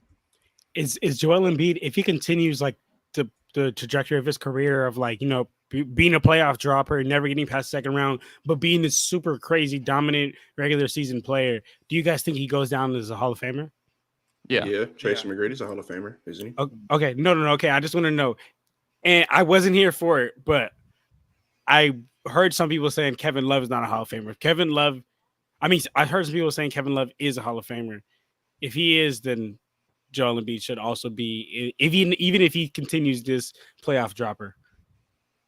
Yeah, I think if you update if you updated the top 75 list of all time, like I feel like there's a good chance. Well, first of all, the top 75 list isn't entirely accurate anyways, but if you were to update it, like I feel like there's a good chance you could put Embiid in there right now. Like he probably is already like a top 75-ish player of all time, or he's very close to, just because you think of how skilled he is as a center on both ends of the floor as a scorer. We haven't seen a center score like this since Shaq, and also doing it on the defensive end as well, and he's gotten better as a playmaker over time. Well, I'm just saying, like, there's a lot of guys that are up there in the top 75 that never won a title and were known as chokers in the playoffs. I say Jokic in the playoffs, but that's neither here nor there. Wait, what about Jokic in the playoffs? So we've never seen a center score like this, Jokic in the playoffs. Well, I was saying score like that and then also defend like that, at least for the course of the last two seasons. Agreed. I agree with that. He's looking like food. He's looking like food at the end of that Celtics series, but that's not here nor there. Well, I Hey, have you're Jokic right. above Embiid all time, but Embiid, like I think when we talked about this, I think I had Jokic like top 30 or 25 or something. I don't remember where I put him, but like Embiid could be somewhere in the top 75. I mean, you think about how close they were debated for years up until maybe like this playoffs when Jokic broke through and won a title. So I don't think it's like that far off necessarily. It's definitely not that far off. And one thing that I say is offensively, yeah, I'll give it to Jokic. I feel like he would be more versatile, but like defensively, Joel Embiid like leaps bounds over Jokic. I That's know so that. cap. That's so cap. I Oh wouldn't no, say brother! I wouldn't say Listen, bounds. We- He's but just let's he's not a do better this on this defender, but we don't podcast, even but need. that's- You're right. I'm not talking about the narrative like, oh, Jokic has no defense. I'm not saying. Yeah, we've seen him come out play great defense, but you can take that, and I guarantee you that is still not Joel Embiid type defense. He is a defensive player of the year candidate almost every single year. No matter what Jokic does, I don't think he'll ever be nearly as good as a defender as Bro, Joel it's not a Embiid. debate. Joel's better than Jokic, and let's keep it pushing, man. Fuck you talking about? Next. Oh, okay. Next. I'm not gonna argue that because I know that's bait. It's not. It's facts, and I Next believe it. player. Yeah, time for the Please. next player for sure. But let's Most energy, man. I'm not messing with it right now, man. let's All right, let's move player. on. Wikipedia says Please. that Embiid hasn't peaked as high as 90 or 91 Ewing. Let's go, historian. Garrett, this is for you, my man. Yeah, I mean, Let's get it.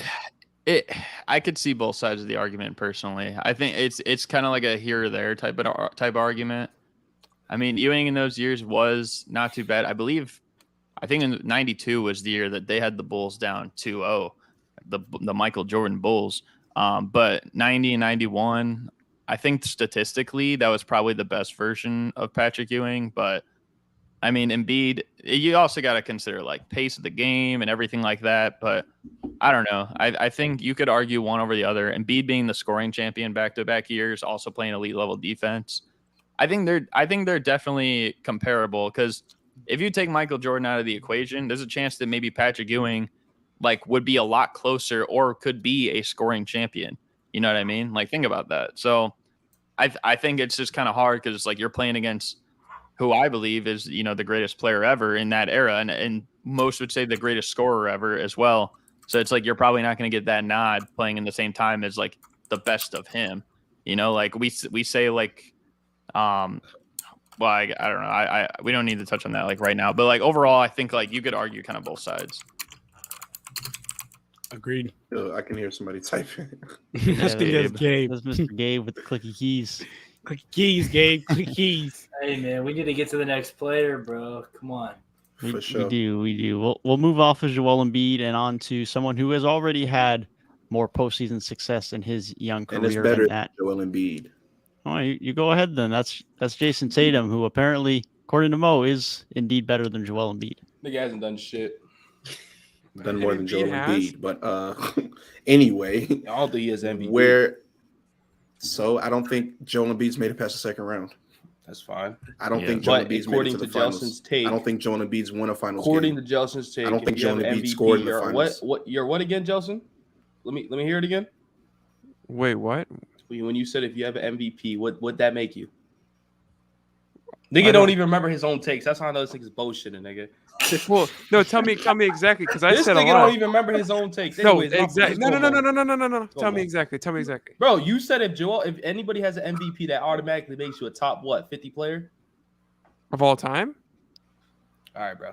No, Never. like what? Never, yo, just go. Just go. Just go. What is that? I don't know what that was, but anyway, Nigga, Jelson don't I have his own see- takes. I'm not gonna lie. I am a Jason Tatum enjoyer. I really think that Jason Tatum, one of my favorite players. So this is biased, and I don't care. I see I was gonna say Joel Embiid. I see Jason Tatum in it as a top 25 player of all time. I see it in Jason Tatum, bro. It's right there. That Celtics spirit, the next wave of Celtics dominance is gonna start and it's gonna end with him. I'm telling you that right now. Jason Tatum is him. I see it in Tatum. Tatum got it in him, and it's bro. It's only a matter of time, bro. Next year, no, the Celtics is in good hands with Jason Tatum. Jason Tatum is that guy for real, and I see him ending his career top 25 all time. I like that. We sent that bum ass nigga home. So I feel like I'm kind of Cool. on a different I'm kind of on a different spectrum with this.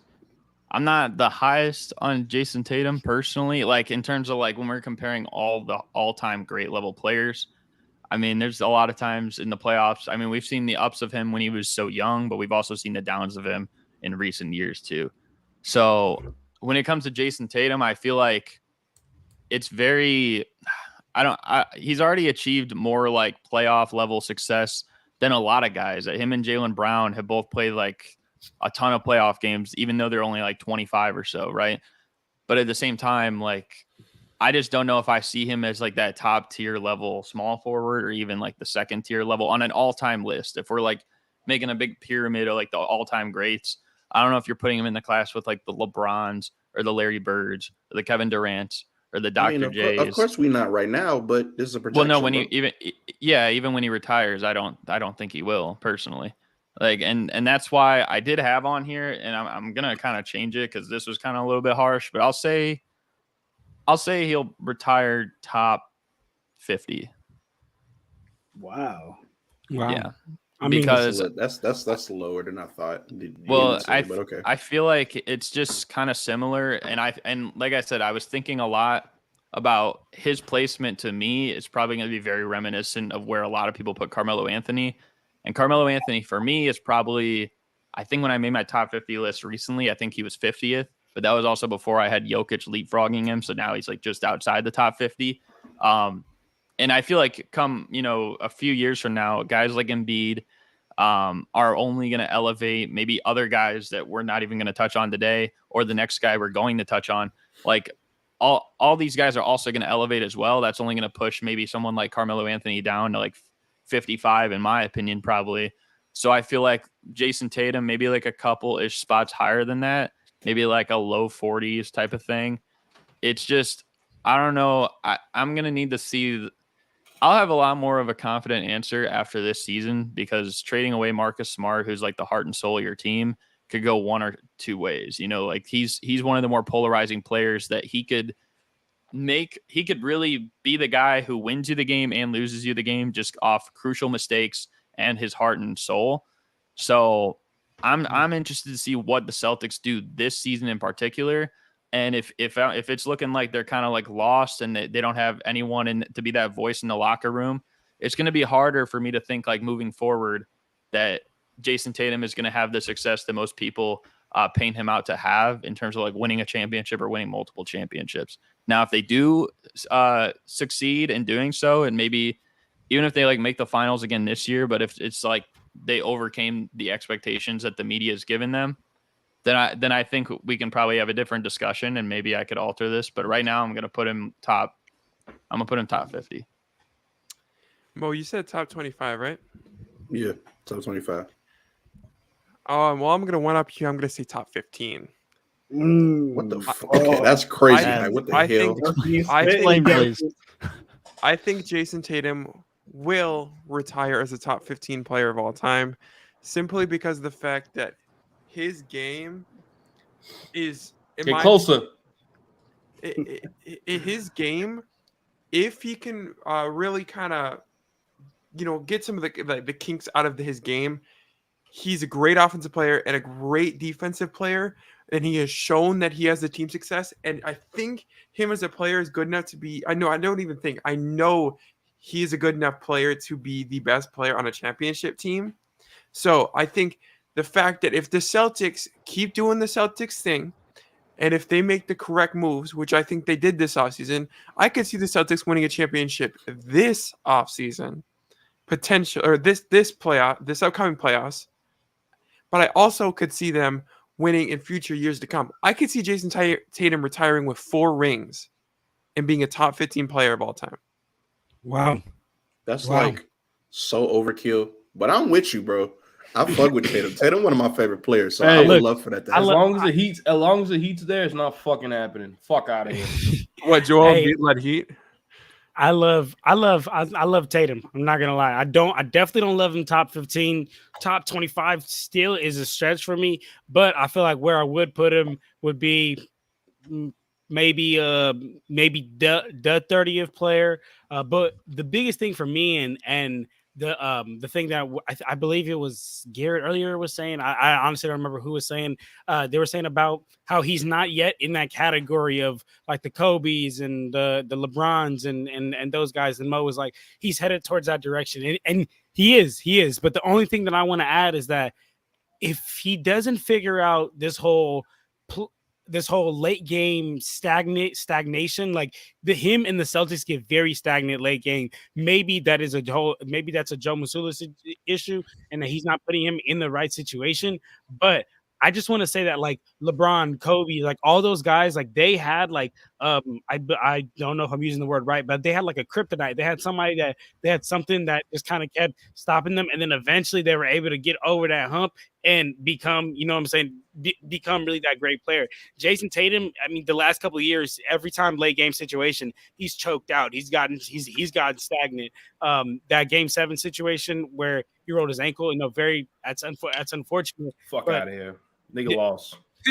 Anyway, that game 7 situation is unfortunate, but basically what I want to say is that like we can't yet put him in that category, and we can't even say he's even headed that direction, because in the last 2 years I've just seen the same chokeness and the same fail like over and over. As these greats, you gotta learn, fail, and then the following year, come back and fix that. Granted, I believe the man is like 25. I think he's like a year older. He's only 19, actually, which is crazy to me. Jason only Tatum? 19. Yeah, he's only 19, 19, bro. Okay. Anywho, for a second I was like, "What would you talk about?" Anywho, I believe he's only 25, so he's got time to prove it. But saying top 15, JELSON, is nuts. Yeah, you wilding with that one. I can't get on that. I can't get on board with that. What I would tell you is that the biggest problem that Jason Tatum's career so far is him comparing himself to Kobe, and that the expectations were set at an all-time high, and him still being a young player, he still has time to, that's what I'm saying, like the kinks in his game or the late game situation problems that he has. I think as he progresses and matures in his own game, that he does eventually find out really how to score in late game situations, especially in big time moments. I'm not letting y'all get that off. Jason Tatum is a playoff performer. I'm not letting y'all get this narrative off that he just disappears in late game situations. It's not true. He definitely has his moments, and that's the glass ceiling that he got to break through in order to become that like the face of the league type player that I think he can be. But for the most, I'm not even gonna say for the most part. I'd say for you can bet on Jason Tatum not putting up a stinker like every game. Like I feel like Jason Tatum, he's not fine with where he is because he has potential to get better. And as the type of caliber of player that he is, he needs to get better. But Jason, like, he's not a choker. I wouldn't say he's a choker, but as that number one guy, like that's literally his role, is to be able to, once your team is there, take him over that edge. And that's 2 years in a row. 2 years in a row that he's failed on that. And one thing I forgot to mention, and then you could go real quick, Jay, is yes, Jason Tatum has had a lot of accolades and a lot of success in the postseason. Just want to say, Jason Tatum is in a very rare situation where he got placed onto a good team. Jason Tatum has never been given a bad team, and they're like, all right, figure it out. So just want to, that has to be taken with a grain of salt when we talk about, how accomplished he is in the playoffs. I could argue that's not true. You could say he's been gifted a good team, but he's going through some monsters to make it out of the East, bro. I mean, he's going through Giannis and Joel Embiid every year in Miami. I mean, like, come on, that's top tier comp. But the Cleveland team. But when it comes to Jason Tatum, looking at his career, I mean, he made it to the conference final, the game 7, his rookie year against LeBron, 2018 LeBron. That's insane. He's made it to 4 conference finals in his 6 years in the league. Like, I mean, me personally, I'm rocking with JELSON, bro. I'm top 15. He's facing top tier competition every single year in the playoffs, and he's going far in the playoffs when he has his co-star with him, Jaylen Brown. Any other time either of them aren't healthy, they don't go far in the playoffs. But With that being said, Jason Tatum is a very dynamic scorer at his size, and he's proved to show up. He may put up a couple stinkers in the game, but when it comes to closing out a series and winning basketball, he shows up, especially when you need him to. Just think about it. Him and the Boston Celtics swept Kevin Durant and Kyrie Irving in that Brooklyn Nets team, bro. That's impressive. I don't think a lot of people think about that. Like that should hold more weight than it actually does. And I think throughout Jason Tatum's career, he's going to continue to face tough competition, but he's going to continue to get better. Like you said, he's only 25. He has a lot of time till he really hits his prime, and he just takes over the league. And it's going to be wearing a Boston Celtic jersey, and he's going to retire. He may retire the best Boston Celtic ever. I'm not going to lie. Whoa. I'm not going to lie. Hey. This is crazy. That's a little higher than top 15. Hey, Jay. Is it? It might be a little bit crazy, but like, who am I to say that? Yeah, that's wrong. That's a bad take. Dude, Hey, if he's better than Bill 81. Russell and Larry Bird, you are saying this dude is about to finish like top 5 all time, Yo, Mr. Bill 81. Russell rings didn't What's up, count, man? Gabe. Come on, bro. bro. All right, bad troll, L troll. El Tro. But you know what's not an El Tro is Mr. 81 in the comment section. What's going on, dog? Shout out, Mr. That was good, huh? That was good, huh? That was good. That nigga is a troll. Nigga said Trent's back. Yeah, I'm back. I gotta lighten up the stream. Fuck. Y'all are very high on Jason Tatum, bro. I really did not expect this out of you guys. Here's the thing with Jason Tatum, bro. I feel like at his peak, Jason Tatum can be a top 5 player at his peak, but I don't know if Joel He's top 5 already. He's not top 5. He's like I got him like 8. All right, I think he's like 8. But Jason Tatum, I don't know if he ever gets to a point where he's like top 2, top 3 in the league, and so I don't know if he ever is like an MVP player, especially because the Celtics are already so good year in and year out.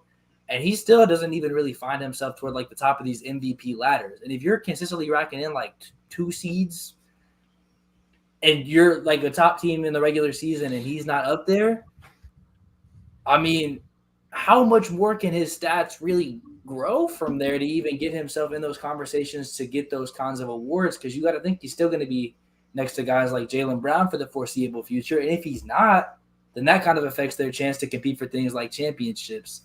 And so at that point, you might be sacrificing some team success. I will say, I think he at the very least gets into like, I'd say low 30s, if not gets into like top 30 where he's like upper 20s, just because I have enough faith in the Boston Celtics organization that he's going to have to get at least like a ring or 2 in there at some point. There's no way you can have a good roster around you for like 20 straight years and not get the job done at least a couple of times. And whenever he gets that playoff run, the East might be a little top heavy, but there's going to be a couple of signature series in there where you're like, all right, they be some for real good teams. It's just a matter of getting that job done and him being the for sure, like the guy in that. Now, he has already had some really big moments in the postseason, especially like the first 50-point play-in game, like one of the first play-in games ever, drops 50 points in the playoffs. He's had those big moments already, had a finals run already, a couple conference finals runs. It's just we're talking about really reaching into like top 20 territory. Most of these guys either have multiple rings or multiple MVPs, or we're straight just like a top 1, 2, 3 player in the league for a significant stretch of time. I don't know if he gets to that level, because to me, top 15, like if you think of like top 15, you're talking about players like Kevin Durant was a top 2 player in basketball for at least a good like 5-year stretch, right? And I don't know if Jason Tatum's a top 5 player for a 5-year stretch or a top 2 player for a 5-year stretch. I'm glad you mentioned Kevin Durant, because Kevin Durant got to his first finals and he lost. And it took some time for him to get back to that, that second and that third finals. But after, obviously the result changed. So we looking at Tatum. Tatum's been in his first one. He got his feet wet and he underperformed. That's something that he's going to come back when he gets to another finals, because it's going to happen. He's going to get to another finals, and that experience that he has, in the finals is going to come to his benefit. I think too often we assume that, the success has to be immediate for these players. And that's just not the case. How old was LeBron when he won his first ring? He made 2 before that. 2 very bad losses. He got swept and he choked in the second one. It was looking super bad for LeBron.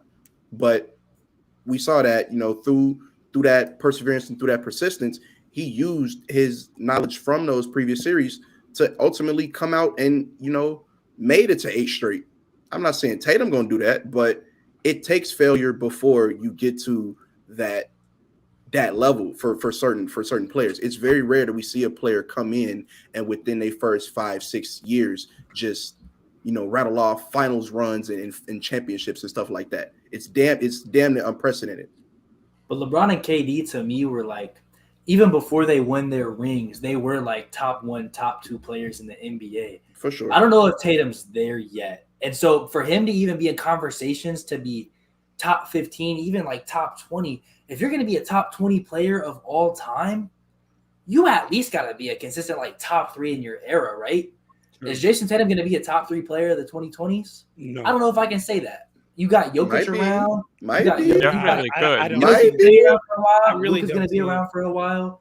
Might be. I don't know. You can say whatever you want. Giannis is better than him. And so is Luka. Yeah, Luka's better than him. That's already 3, I think. Yeah, but that's right now. Anybody else? You said for the 2020s, he might be. But Luka is also a young guy.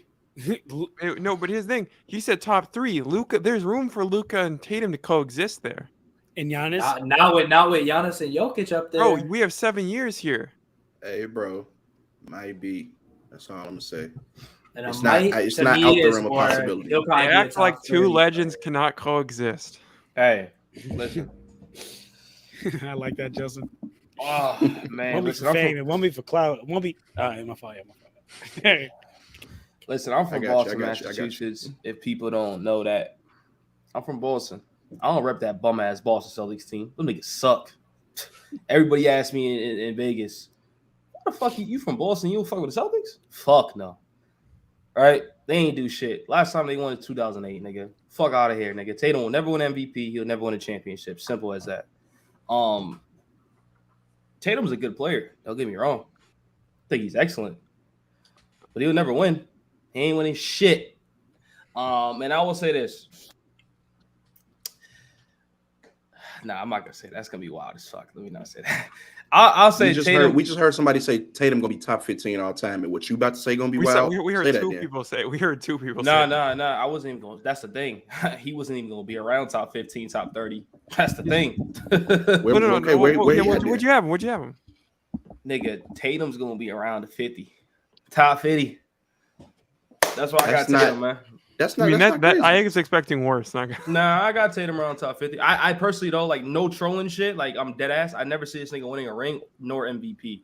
I just don't see it happening, especially with all the players in this league. And and Gabe said a good point. Like if he's not doing it now, or like winning these in the MVP ladders, just being in conversations, not winning it now, like is he gonna win it later? Like of course he got time and he's still young and this and that, right? He's still very talented, but I don't know. Time will tell, but right now I just don't see it happening at all. Now I will say this: Deuce, I fuck with Deuce though. I fuck with this kid. Jason Tatum is handsome too. I'm not gonna lie. Whoa! Hey, yo, come on now. Is he not? Is Jason Tatum not handsome? No, but where did that come from? You don't need to say it, bro. Hey, bro. Yo, his sub does have bacon. Yeah, look, we all know. People know. If you call a dude handsome, come on, ain't nothing wrong with it. Okay, but like, where did that come from? I don't know, because I'm not gonna lie, Paul, because I'm not gonna lie, it's gonna come out so wrong. But I was looking at Tatum, and I'm like, I ain't gonna lie, this dude kind of like he handsome. Hey, bro, no, bro. He got butterflies looking at Jason. Kiara Jordan. Hey, she knows what it is. Tatum is handsome. Yo, Trey, you gonna let him hit, bro? Huh? Yo. Am I gonna let him hit? Yeah, you gonna let him hit, bro? Whoa. What are we doing here, bro? What are we doing here, bro? Nah, but real stuff though, top 50. I don't think he ever won MVP or championship. But after that, I gotta hop out for the rest of the stream. That was the craziest thing I've ever heard. I'm not gonna lie. What? But yeah, we moving on. TopNotch. Hey, Knight know what he talking about in the comment section. Hey, there's nothing wrong with that though. There's nothing wrong with that. Hey, Right, I know good. we had Josh Christopher on the pod. My fault. You Man, should have said Jalen Green. Jalen Green and Josh Christopher. Nah, Josh is taking Yeah, it. I'm good, Dev. bro. I'm good. Good. Okay, I'm good. let's keep it moving. We got our third player that we're gonna talk about today for where we think they are going to finish all time, and that is Luka Doncic, the youngest of the three we're talking about. But I wouldn't doubt Better than Magic. at least someone has him finishing higher all time than Embiid or Jason Tatum. I'm gonna throw you up top here, John. I'm gonna give you Yes, the go ahead. spotlight. Where do you got Jason Tatum all time finishing off? Go ahead and throw me up top because this is still early in his career because he's even younger than Jason Tatum. But Luka, I think I would not be mad if somebody told me he's going to finish as a top 10 player of all time. Like, I mean, he's a generational talent, man. He does everything that we've seen LeBron do at a young age, except with a lot less athleticism. And the way he's just changing the game is insane. He's the type of player that he affects the game in literally all areas, all aspects. The biggest weakness for Luka is his defense, but it's to the point where like his offensive power and what he does on offense is so great that if he can just give you a little bit of defense, just a little bit of help side until a primary defender can get there, that's all you ask of him, man. And I mean, I'm just very high on Luka. We all know I'm a big LeBron guy, but besides LeBron, Luka is definitely my guy. We're talking about just a triple double machine. Finds a way to get it done. I love to see him just shutting up Devin Booker and the Phoenix Suns time and time again, because you got your typical American hooper that's like flashy and nice and jumping out the gym and doing all this and all that, and then you have Luka, who's just a insanely skilled basketball player who was able to get it done every single time. Yeah, man. It's hard to say because it's just so early in his career, and in my opinion, rings matter. So like if Luka keeps being this dominant but never wins a ring, it'll be very hard for me to say that he's a top 10 player. But like, I mean, man, if Luka wins a ring, here's what I say: if Luka wins a ring, then he has potential to be a top 5 player of all time. But if he doesn't, then I'll say at the absolute worst, he's got to be a top 10 player of all time, even if he just continues on this trajectory. On this trajectory, I currently have him landing at exactly at number 8. The only players better than him being LeBron, Michael Jordan, Kareem, Kobe, Curry, Magic, Shaq, and then I have Luka at number 8. As John pointed out, he kind of took everything, like all the words out of my mouth, that he's just an unreal talent, an extremely skilled player that has already performed, making the All-NBA first team 4 years out of the 5 years he's been in the league. If he wins a championship or even 2 of them, there's no question in my mind that he's firmly cemented himself not only in that top 10, but probably that top 5, where I think in reality, we see Luka maybe eventually winning a championship. But I seriously, even if he doesn't, right, I could see him making another 7 All-NBA first teams in his career. If you are a 11-time All-NBA first teamer and potentially, let's say, a 13-time All-Star in your career and you retire, you're top 10. You're top 10. And that's not even accounting for any other records that he made or awards that he may end up getting or records, stuff like that. Just based off of those basic All-NBA teams and All-Star game appearances, top 10 is easily within his wheelhouse. Yeah. See, I don't know if I don't have him quite as high as you guys. This might be a little controversial. The point you were making, Jelson, about being like 10 or 11 times like all NBA first team and then like a dozen or so all-star appearances and saying that like you're for sure top 10. I mean, there's been a lot of players that have done that, and not everyone is probably in most people's top 10, I would say. So I don't know if that would necessarily cement him in there. My thing is, though, if I'm anticipating that Luka Doncic is the Mavericks cornerstone for years to come, and he's going to be a Maverick all throughout, because even though like there was kind of a time, even a little bit like this year, where people were saying like Luka's going to leave, now they got Kyrie, they got them both locked up for multiple years, so they're definitely gonna ride this out for a little bit, and then we're gonna see like where it goes from there. My thing is, though, like, where he ranks, like, will he be the greatest Maverick ever? Because my thing is, you look at Dirk Nowitzki, and I know he only has one championship, but I believe it was me, Mo, Jay, and Devin we were all in unison the one day where we were talking about that's the greatest championship in the whole 2010s decade. And I bet if we were comparing every championship ever, it would probably find itself somewhere in the top 10 of that list too. So when we think about that, you said the Dirk one. I just wanted to make sure you said the Dirk one. Is that what you said? Yep. Okay, sorry. So, and when we think about that, and that might even be selling it short, because I feel like you can make an argument it's like top 5, top 3, potentially. I'm not going to get too into that, but what I think is though, and Night Striker says he is better than Dirk. If it's just kind of hard to gauge the Mavericks right now in the position they're at winning a championship. Even though they're a pretty good team, they're going to get better. I think they're definitely going to have a turnaround from last year. And for multiple years, they're going to be playoff teams. They're going to be in contention with definitely with Luka on the roster, and assuming if Kyrie's there too, and if they're healthy. But my thing is, like, I just don't know if there's going to be that moment that Luka will have that will exceed or surmount that Dirk championship. And even if he won a championship on his own, because if you think about that Mavericks championship, it was almost like straight out of a movie. You know what I mean? Like, just every single matchup they came out of. Even if Luka won a championship and it was like kind of an averagely based championship, I don't know if that would necessarily put him over Dirk. It might take a couple to get over that hump. It would take a really special run to get over that hump.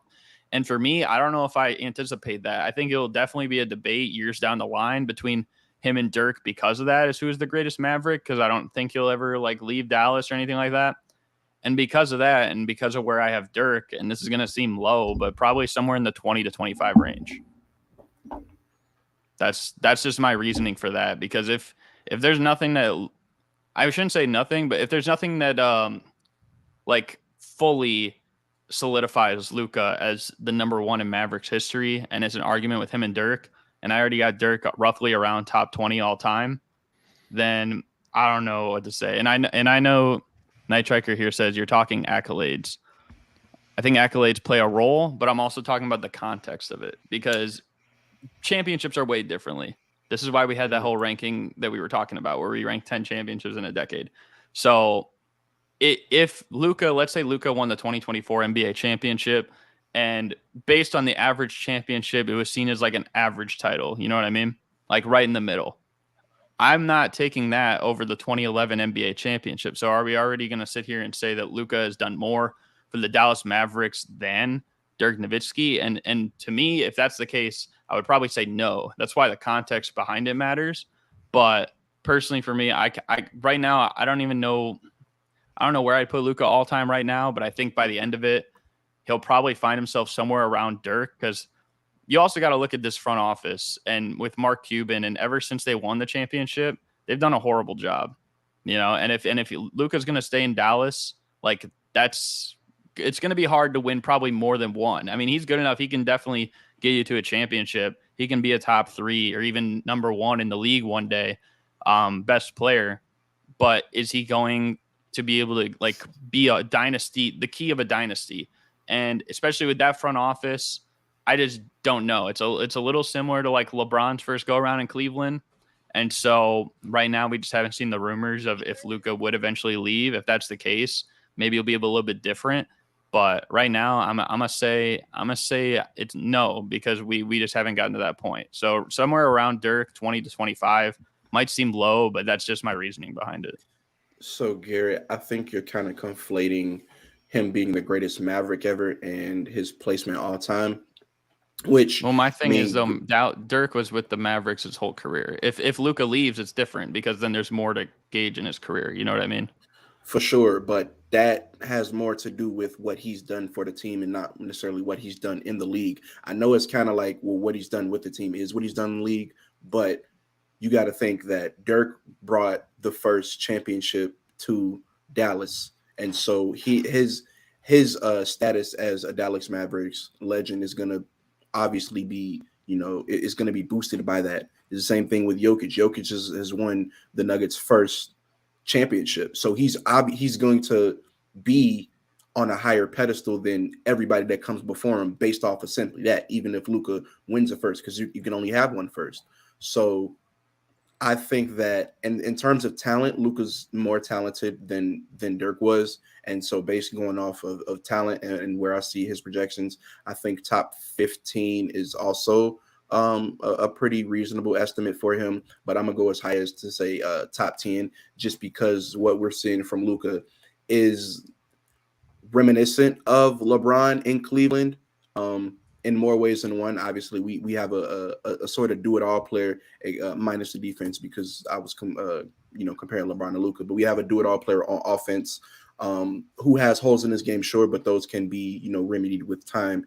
And currently, besides the tail end of last year when they got Kyrie, currently it's been him versus the world in the playoffs, and we haven't been able to see him with a competent roster around him. You give them a competent roster, and I think that they're going to be dominant powerhouses in the West, which, in my opinion, has been up for grabs since the start of last season. So you take an up for grabs conference in the West, and you combine it with generational talent. There's that word again, generational talent. He's a top talent like ever, because just look at what he's doing on the floor.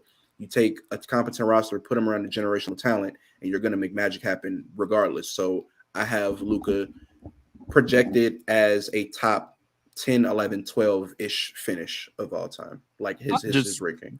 Just to jump in real quick, Jay, I think that's just where we differ, because there are people too that like do the same thing with Magic and Kobe, where it's like some people have Kobe a higher all time, but they'll say Magic's the greatest Laker, or like vice versa. I just personally can't get behind that. Like, I feel like if you've played for one team your whole career, like, and you're better as a player on that team, you probably have to be better all time, because it's like all you had to show for that in the NBA is with that team. That's just where I sit, and I think we just see it different, and that's why we disagreed there. I disagree, because there's value that, like as Jay was saying, there's value that goes into winning the first championship for the team. There's value to being the best player on your team. It wouldn't be the first for the Mavericks, so no. But what I'm saying is, it's an unfair comparison for Luka, because Luka never had the opportunity to win the first championship. So of course there may be. I don't know what to tell you then. Well, like it's context behind everything. You're putting context behind. Yeah, I mean, his then Jason Tatum's got a long hill to climb to be top 15, because he's gonna have to get 11 to match Bill Russell, like you were saying earlier about top 15 all time. But the point is that it's not exactly correlated by best player of all time, or best player in a franchise's history versus how good they are comparatively in their entire career.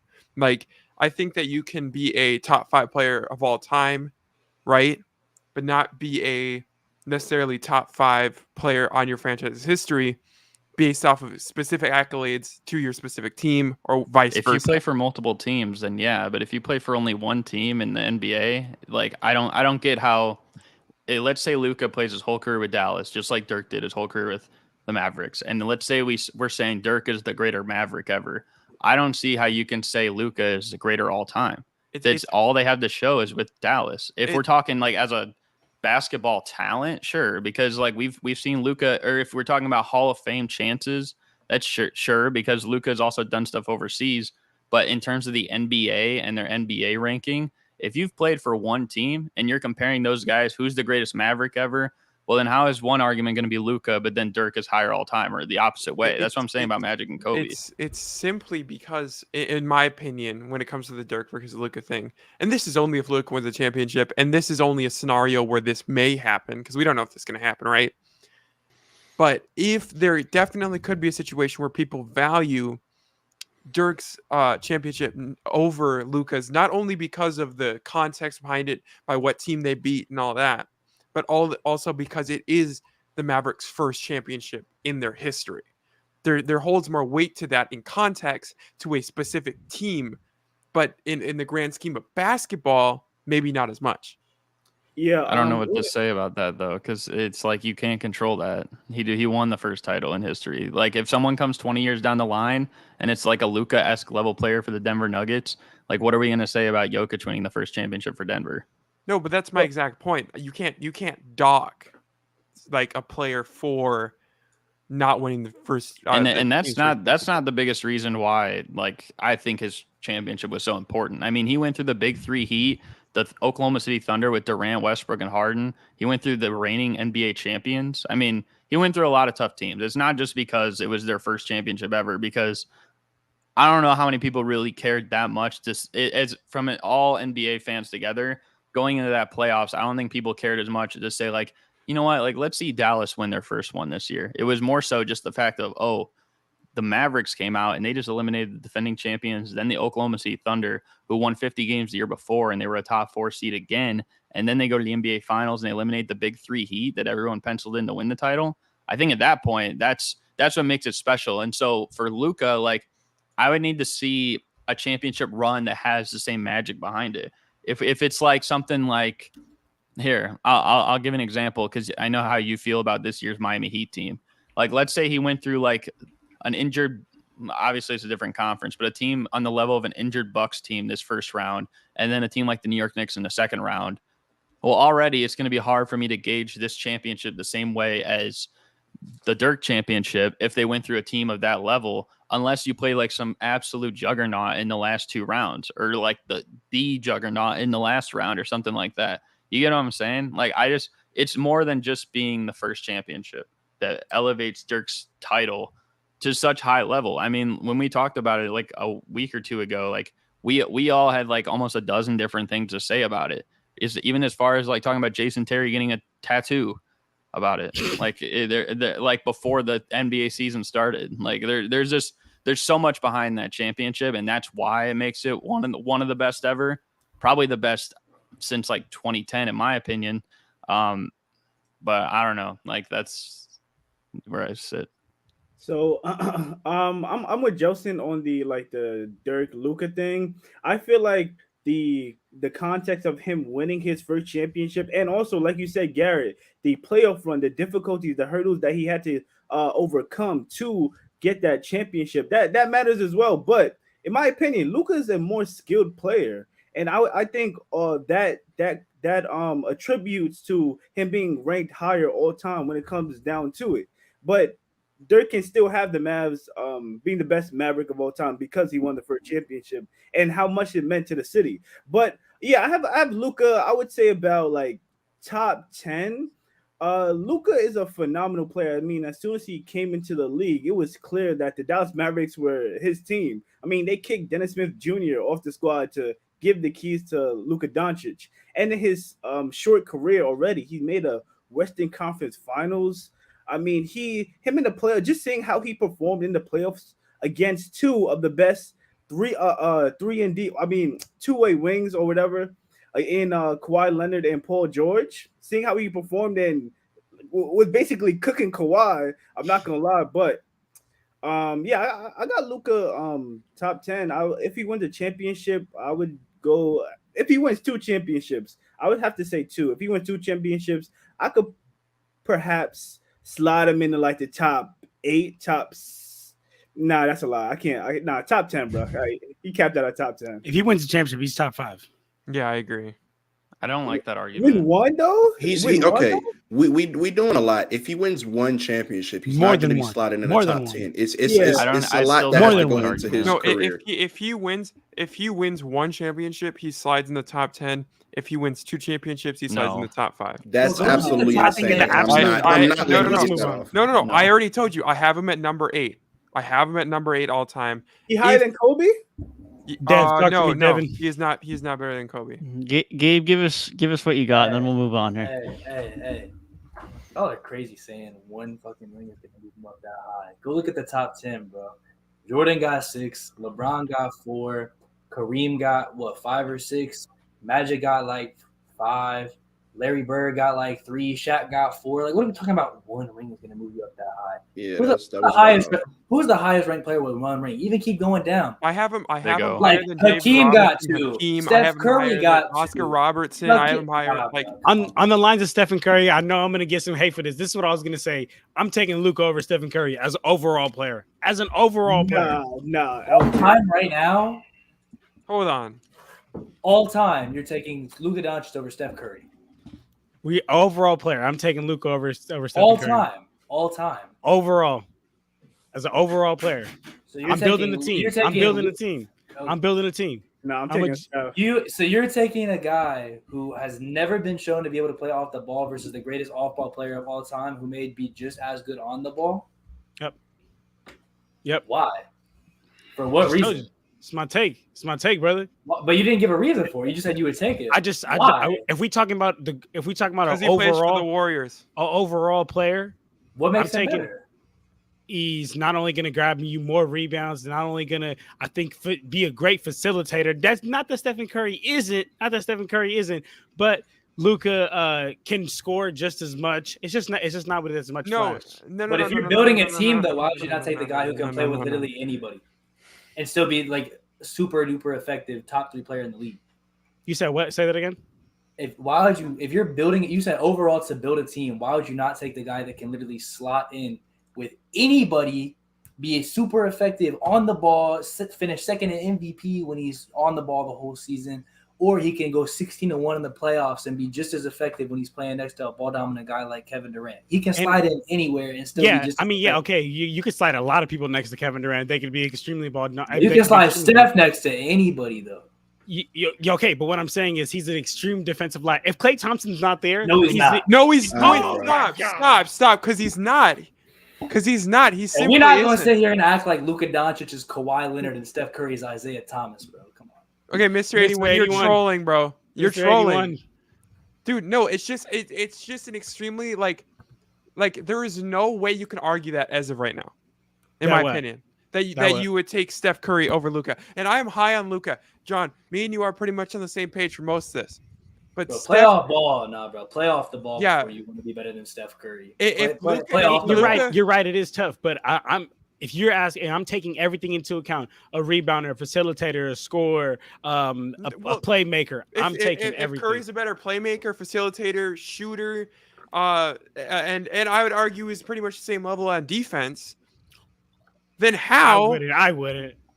Then how is Luka Where are you better? getting this great Luka defense from, bro? Please show me the tape. No, definitely not great, but not a stick out there. Yeah, I'm But neither is Curry. Curry hides. Curry, he gets hit. I'll say this. Curry is Luka. nice. If in the Klay passing Thompson lanes, was not he there, was doing yes. work in the finals, Yes, bro. you're right. He's nice in the passing lanes and gets a lot of time gambles and gets beat. But what I will say is this: if Klay Thompson isn't there, Curry he has to guard a lot of those other top tier players, and he gets exposed. Klay Thompson hits Stephen Curry. No, fact is facts, brother. No, that's fine. That's fine if you want to use that washed out and used narrative from the previous years in the past. That's not a. But it Just is. go look at Klay Thompson guarded the best player on the other team every single that's time, fine. That's allowing fine. Stephen Curry, But Stephen Curry to do what? Is Luka guarding the best player every single night? Because he's not. I guarantee you that. I will actually put my hard-earned money on telling you that Luka's not guarding the best player. And I will also tell you, right, that Stephen Curry is at least providing something on the defensive end. At least Steph Curry is smart with his hands. He will take those risks. But the thing is as his career has developed, he's smarter with those risks. He knows what risks to take. And also on top of that, we talked about this in a live stream in the past, that as his career has developed, he's put on muscle. He's became a better and a smarter defender throughout his career. Luka Doncic, not saying he can't do that, but he hasn't yet done that. So no, Luka Doncic is not a better defender than Steph Curry. If Luka does the same stupid risks that Steph did in the past and doesn't do the smart things that Steph Curry does now. Yeah, no, I'm still taking Luka as overall player over Curry. Facts. Steph don't smoke hookah. He don't smoke in that hookah, Luka, man. Luka versus Steph down the line will definitely be an interesting debate because, hey, maybe if Luka does get that ring or two a decade or so down the line, we can have a little bit more of a interesting debate or that. But do let us know in the chat who you would end up taking. But we do have to move on to our mini game segment of the show. As winner of the last mini game, I will be our host. And today we have a 2023 offseason Jeopardy. We will be discussing trades from this offseason. We will be discussing the draft, and we will be discussing free agency. So without further ado, once I get this up on the board, we will get started. Great point by By night, Mr. 81 talked about Luka's triple doubles over Stephen Curry's. Just want to add that there. Bro, Who cares? Who Nah, John, cares? I don't care about bro. Steph Curry is literally one of the best Uh, rebounders at the point guard position, bro. We're not doing that. Russ? I'm taking Russ? Russ over him.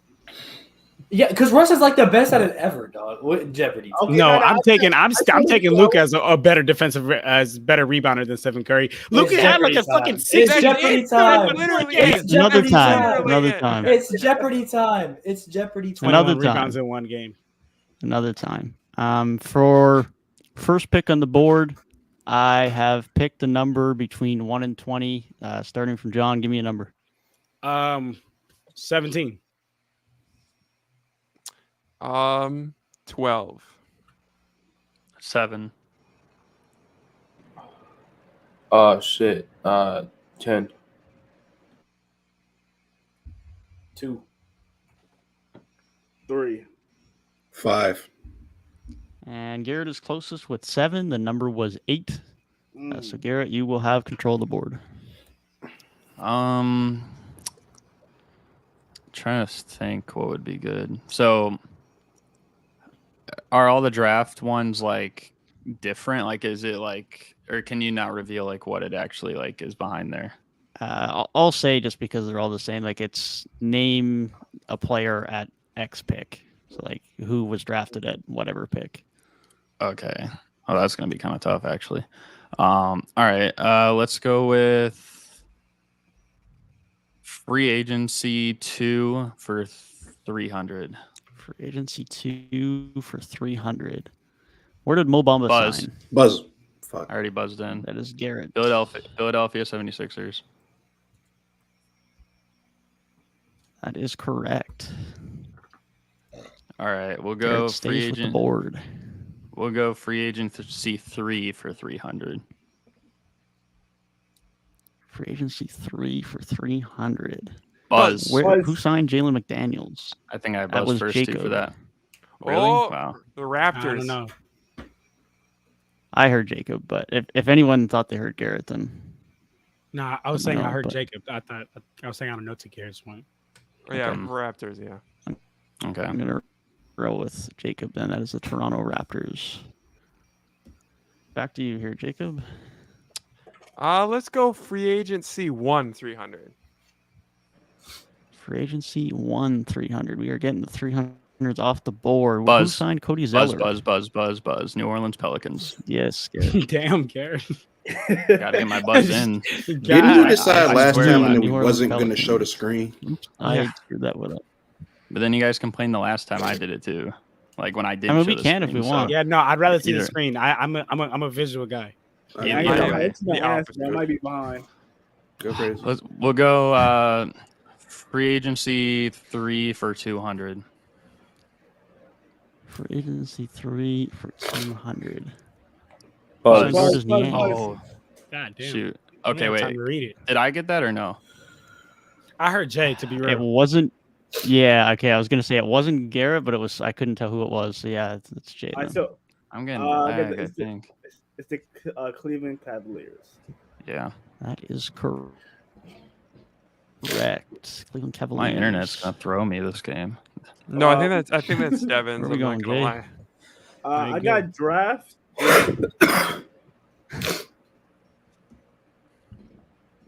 Draft for what? Sorry, 300. 300. Who was the 23rd? Shoot. overall Buzz. pick? Yes, Mo. Oh, I don't know this actually. Chris Murray. Oh yeah, it is. I know who's That is 24. indeed Chris Murray. Ooh, W. I don't know Give why. me- I was thinking give me- whoever was 24th right before you even pulled that, and then you said 23rd. It really threw me off. Give me free agency 1 for 500. Free agency 1 for 500. Who got the cheapest total value contract this Ooh. offseason? Rookie deals not included. Buzz. Oh my gosh, this is tough. Yes, John. If I understand the question right, Austin Reeves.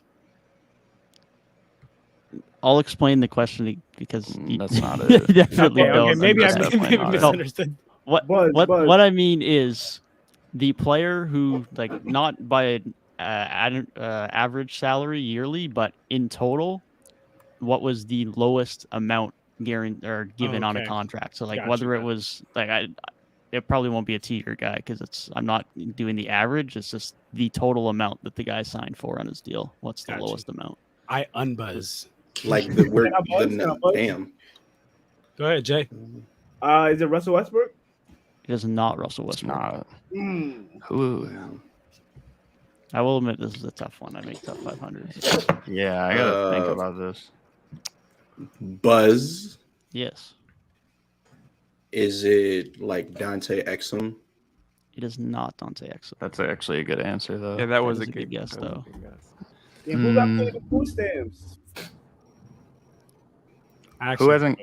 It's just me and Jelson haven't gone yet, or Trent too, or Yeah, I don't think Gabe said anything yet. Yeah, either. Gabe has. oh yeah, Gabe too. I forgot. This is a difficult question. I like this one. Yeah, this is a tough one. Buzz, Yes, Jacob. Mo Bamba. That is incorrect. I don't think he'd be on two Buzz. questions. Yes, Buzz, Gabe. Kata Base Diop. That is incorrect. I'll buzz Send it in. to you, I don't know for sure. I know he got a low deal, and I know he should have got more money. Wait, so this is like everybody, right? Like including rookies. Not including rookies. Oh, excluding rookies. Okay. Well, I think that makes me a little more confident, but I'm gonna go. Okay, wait. Clarification question. Hey, bro, that's a lot of Come on, time you bro. spending, man. Well, I unbuzzed. I'm unbuzzed right now. Okay. Clarification question. Unbuzzed. Okay. Unbuzzed. He pump fake. I pump fake. Devin, as the host, has allowed that before on 3-Point Weekly. So, my question is: does this include free agents that were waived after the start of free agency? That were waived after the start of free agency. I can't say Okay, I I'm a intentionally excluded buzz in. them. I'm a buzz in then because you're thinking about it. So I'm gonna think it's not that guy. So my guess is gonna be: is it Darius Baisley? It is not Darius Baisley. That is a very good guess, though. He is near the bottom. Dang. So who else still has to guess? I think everyone has except I think everyone outside of Trent, but I'm not sure if yeah, just keep it pushing. Trent I is don't know if- participating. So I'll keep us going. This was a tough one. Sandro Mamakulushvili. Oh, How much did he that get? dude with that dope ass leg tat. He got a cool leg tattoo. I'm not gonna lie. How much did he get? You know. It was All right, 2.1 so it's- something, I believe. It's still on me, yeah. Wow. It is still on you, correct? Draft 100. Draft 100. Buzz. Buzz. Buzz. I buzzed. I think. That was That was definitely me. Garrett's. That was That was definitely me. That That's was so Garrett. I'm not cap. gonna lie. Oh my goodness. I'm not gonna lie to in you my guys. in my room, it definitely was me, and Devin saying it Wait, was John, me. John, what are you So saying? I'm not gonna lie. I'm not in gonna my- lie. Victor I think Victor that was Wembanyama is Jelson. the I think answer, that by the was way. Jelson. I'm not gonna lie. I heard Mo first. I heard- would Oh be my so God. honest. It's Victor Wembanyama. Okay, he just answered.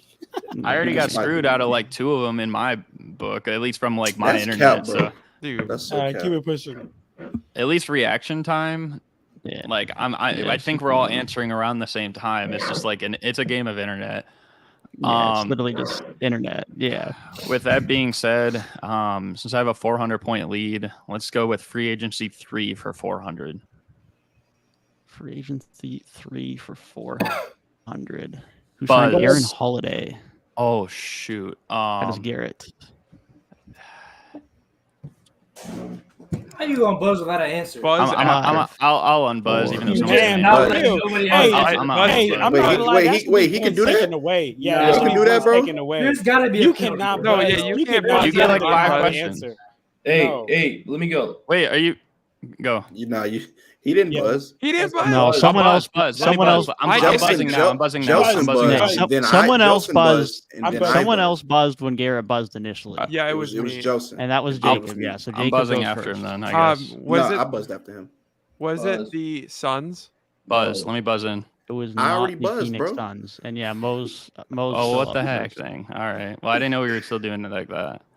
Houston Rockets. Yeah. That is correct. I had no Indubitably. idea. Yeah. Houston Rockets. Hey, but we can't do that, y'all. We can't buzz and not know. Yeah, the we answer. can't ain't pump fake. Ain't no That's gotta be unbuzzing. minus. That's That's gotta be minus 600 points. I wasn't gonna go that far. Y'all, wow. I'm just now. kidding. I'd I'm just still be kidding. beating you. 600. I'm Wild. just kidding. I'm just kidding. Dang, Garrett. John, get on the board, bro. Okay. I'm trying, brother. Uh, You said it's the game of internet. Let me get. Yeah. Well, Let me fine. let me get trade for 200. Trade for 200. Who did the Buzz. Utah Jazz trade what? for? But- That is wait, Jay. That was Jay. That was Jay. John Well, Collins. there's multiple answers here. Oh. I don't believe there is, but correct me if I'm wrong. Yeah, I don't think there I, is. I tried Yeah. to make sure I double This is checked it, John but Collins. correct me if I'm wrong. Oh, my bad. I was thinking Alright. like traded draft picks or something. Like I was thinking of. Well, I'm not going to say his name because he might be on here. What you got, Jay? He answered the question, didn't he? Didn't he get the Yeah, he did. point? Trade for 300. Trade for 300. Who did the Indiana Buzz. Pacers trade for? Garrett. This is. Is it me or is it Mo? I couldn't hear. It's you. It's you. It's Garrett. It's Garrett.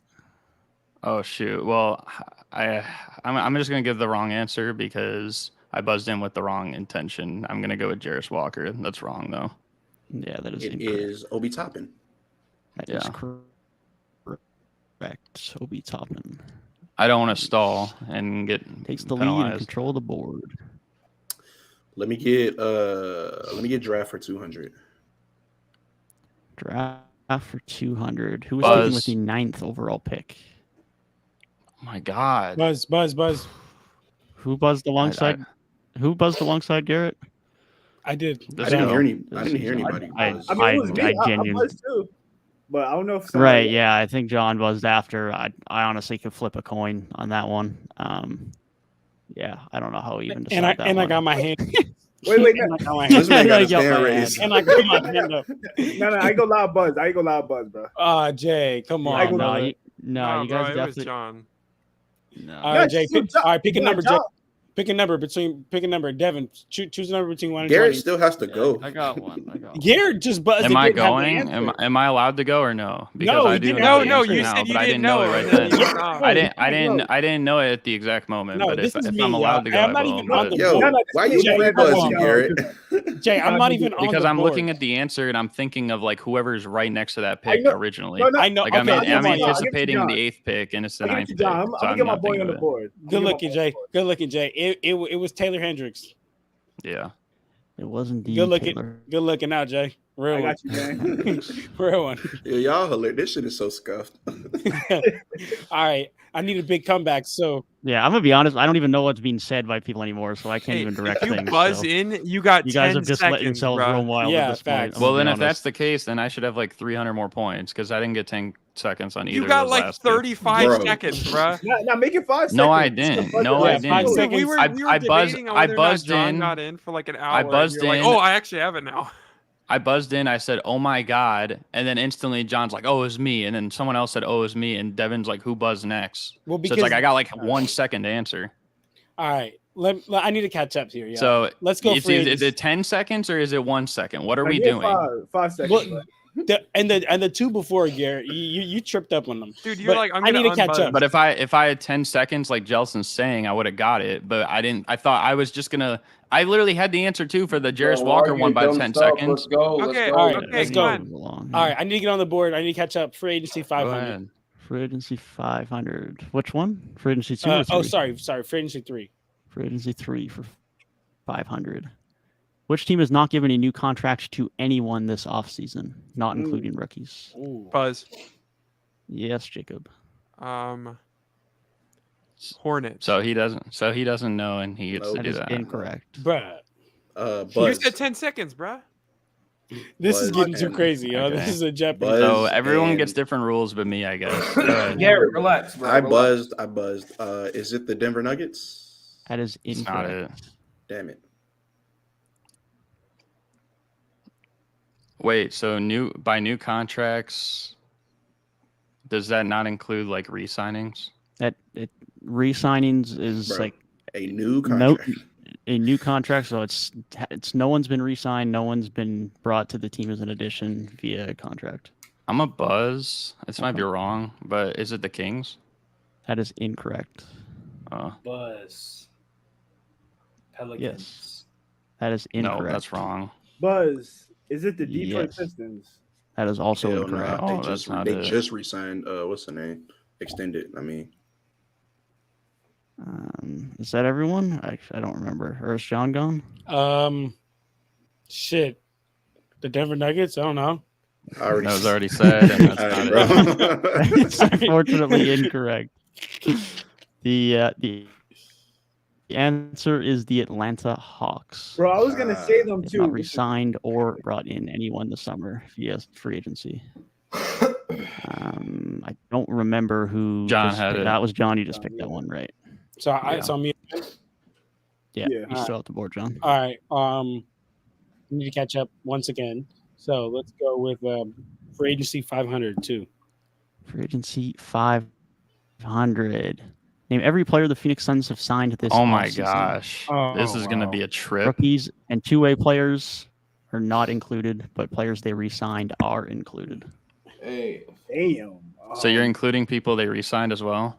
Yes, I'm including players they re-signed. I am not including anyone that signed a two-way deal or anyone they signed that is a rookie. Dude, Do we- nobody's gonna get this. Do we get a hint of how many players it is or no? No. He said, I'm not no. gonna lie, that's the only way I think I Bro, they would get it. signed a bunch There's of a lot. players. Bro. There's a lot, so I'm trying to think who would be.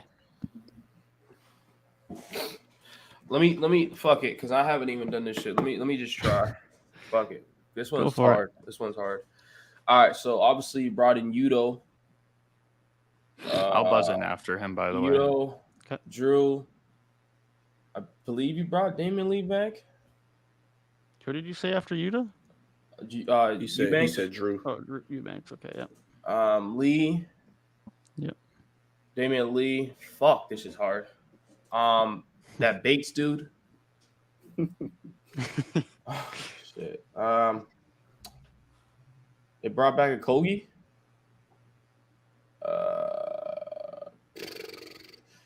This is not including trades, right? Or is it? How No many- trades how many you included. said right now? Like Okay. 5. He said He 5. said like 5. I'm a buzzing after Garrett. Oh, the I'm out dude for from Mo. the dude from the Kings. The dude from the Kings. Oh, You got to know who it is. You can just say I the am dude not from the giving you the Kings. dude from the Met Kings. you. And then, fuck, they traded campaign. They brought in Bobo. And My dog. fuck, isn't that not it? I'm a buzzer. I will not tell you one way or another until you confirm your answer. Hey, go ahead, Garrett. He ain't let him confirm his answer. Oh, my fault. Damn. Well, what the heck? Okay. I feel like I got all the players. I'm not gonna lie. All right, he's confirming. I think. Is that Yeah, your final answer? Yeah, I'm confirming. I think I had to get all of them. That's incorrect. Oh shit, I forgot rookies. Okay. In 2 ways. That does bring you Garrett. Ain't no rookies or two ways. I included. think Oh, okay. I think Trent was actually kind of close though. So He was pretty close. if we're counting Bol, so Bol, Yeah. Metu, Utah, Bates Diop, Drew Eubanks, Akogi, Damian Lee, Eric Gordon. That is correct. Bang. How did I That's good forget shit. the best? Eric Gordon How- was You the forgot one Eric guy that Gordon. Trent had How, missed. how the fuck do I forget the best name signing, bro? And Like, he's a Clipper too. I was what kind of the surprised fuck? That's because bang. alongside Westbrook. Bang! I don't remember bums. Eric Gordon fucking sucked for the Clippers. That's probably why. Okay. I'll go for we cleaned out the 300s. Oh, I only have a 200-point lead. We'll go. Nah, I don't want to do that. We'll go free agency 1 for 400. Hey, shout out to you, One for Nacho. 400. We was away. Where did Buzz, Delano buzz, buzz, Banton buzz, sign? buzz, buzz, buzz, buzz, I buzz, know buzz, this. buzz. Garrett. Damn. The Boston Celtics. It is correct. Boston Celtics. Hey, read. T, they on you right now in the comments section. They said Pride Life hasn't busted in you. Oh, that's funny. Okay, Right, we'll left hasn't go. busted yet. Facts, because Garrett's like if he loses, he's gonna have a fit. So We'll go a trade for 500. Trade for It's just motherfuckers. Man. 500. Who did the Cleveland Buzz. Cavaliers trade for? Oh wait, Buzz. never mind. I'm Not unbuzzing. including I didn't because I signing didn't. trade. I didn't read. Nah. nope. I didn't read the last part. I didn't read Nah, the last no. part. I'm unbuzzing. No, you literally buzzed. Yep. Bro, you can. No, it's, I'll buzz after him. yeah, you go ahead, Mo.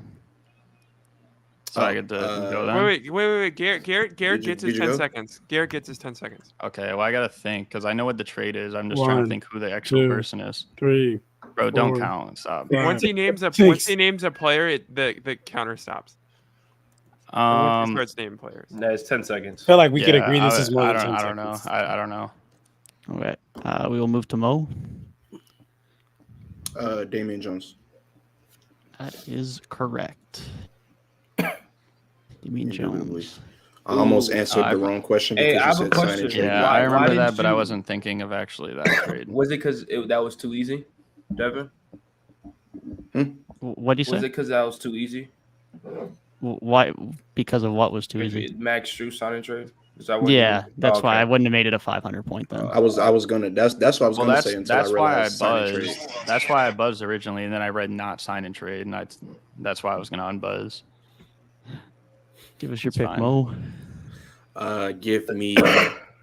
Let's clear out the 500s. Give me draft for 500. Draft for 500. This is the tough one. Who is the 53rd overall Buzz. pick? Oh. Buzz. If this Why is a do you know this? Yes, Timberwolf, Jacob. No, it's not. It was Jalen Clark. That is it a great is. pull. It is Bruh. Jalen Clark. All right, Jacob, I That's a great see, pull. boy. That's a I didn't- tough one. I'm gonna be It's a honest. I didn't think anyone was getting that. That's tough. That's Yo, so tough. It was a Timberwolf, so of free course he was gonna get it. 500 points. That's very tough. Free 500 points. That's crazy. Anyways, So free. Jelson pick. Give us your pick, Jacob. Let's go free agency 2 for 200. 200. Mo, you got to do something about Garrett winning. Buzz. We're doing Orlando Garrett. Magic. The Orlando Magic. I didn't even know indeed. that. How many times has Garrett won this shit? Garrett, how many times you won, bro? Too many. Mini games. I've won. He is 3. dominating I've won the 2 competition. for like key holders. We'll go free agency 1 for 200. Free agency 1 for 200. How many players got a 5-year contract this summer? 5 years. Buzz. Yes, Jacob. I'll buzz an answer with a guess. Buzz. It was 4 players. That is incorrect. 5. Well, you were next Yeah, in the line. That's Garrett next. I don't know for sure, but I'm gonna go with 2. That is incorrect. I Now it's definitely- Trent. I was just going with a guess 5. there. That is also incorrect. Fuck. How many players got a 5-year contract this summer? Buzz. Bro, LaMelo. Yes, Jay. 1. That might be it. That's correct. A new 5-year contract. The only person that got it was Jeremy Grant, right? Or was Oh, yeah. is that not Yep. it? Oh yeah, I That's guess correct. because like I was thinking 'Cause the rest like, of them are extensions. I was thinking of I got- thinking LaMelo, 4 was so Sabonis, obvious. all Yeah, those that's- players. That's also I what I was gotta thinking. zoom in a little. Give me draft for 400. Draft for Draft. 400. Who was the 34th Oh. overall pick? Yeah. I know the 33 though. Oh yeah. Oh wait, no, Buzz. I know Uh, this because my friend Yes, I talked about him. My friend's a fan of him, Colby Jones. That is Bro, that correct. that kinda Colby saved Jones me on was that one. indeed I know who the 35 34th. is. My friend was high on him, so okay. Is there a daily double in this or no? No, There is This is- not a this daily isn't double. Steph So I- Jeopardy. So I basically This gotta isn't- clean these out to win. This isn't Okay. Steph Pretty. I'd like some help here, guys. Sorry, that was horrible. Anyways, Yeah, we'll that go. shit We'll go trade for 400. Trade for 400. He is trying to eliminate the rest of the competition. Who did the Dallas Mavericks trade for? Not a sign and trade. Buzz. Yes. Richaun Holmes. That is correct. Rashawn Again, Holmes. I like some help here, Traded for guys. undrafted. Hey, he Gabe- pronounced That one was Gabe's kinda running away with tricky. it.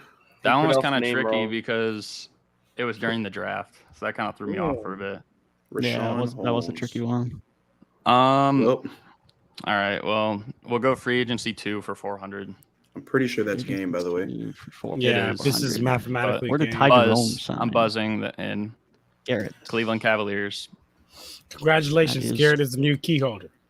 Correct. Again, Yo, I got sold. I got sold by everybody else. I'll put up a fight.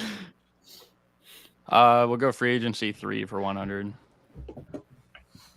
Free agency 3 for 100. Buzz.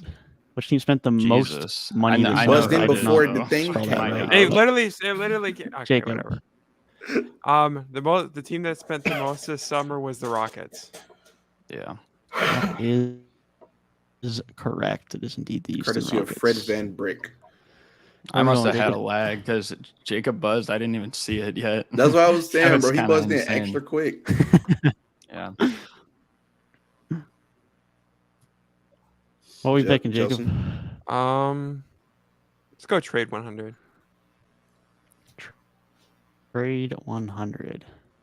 Who did the Golden Buzz. State Warriors trade for? Oh, someone else did it before me. I Mo. don't know I who. feel like that was CP0. Chris Yeah, Paul. it's Mo. Yeah. EP0. Give me free agency 2. We finished it out with free agency 1. Free agency 2. What 20-point per game scorer is still a Kelly free Oubre. agent? Oh fuck, my fault. Buzz. Kelly Oubre.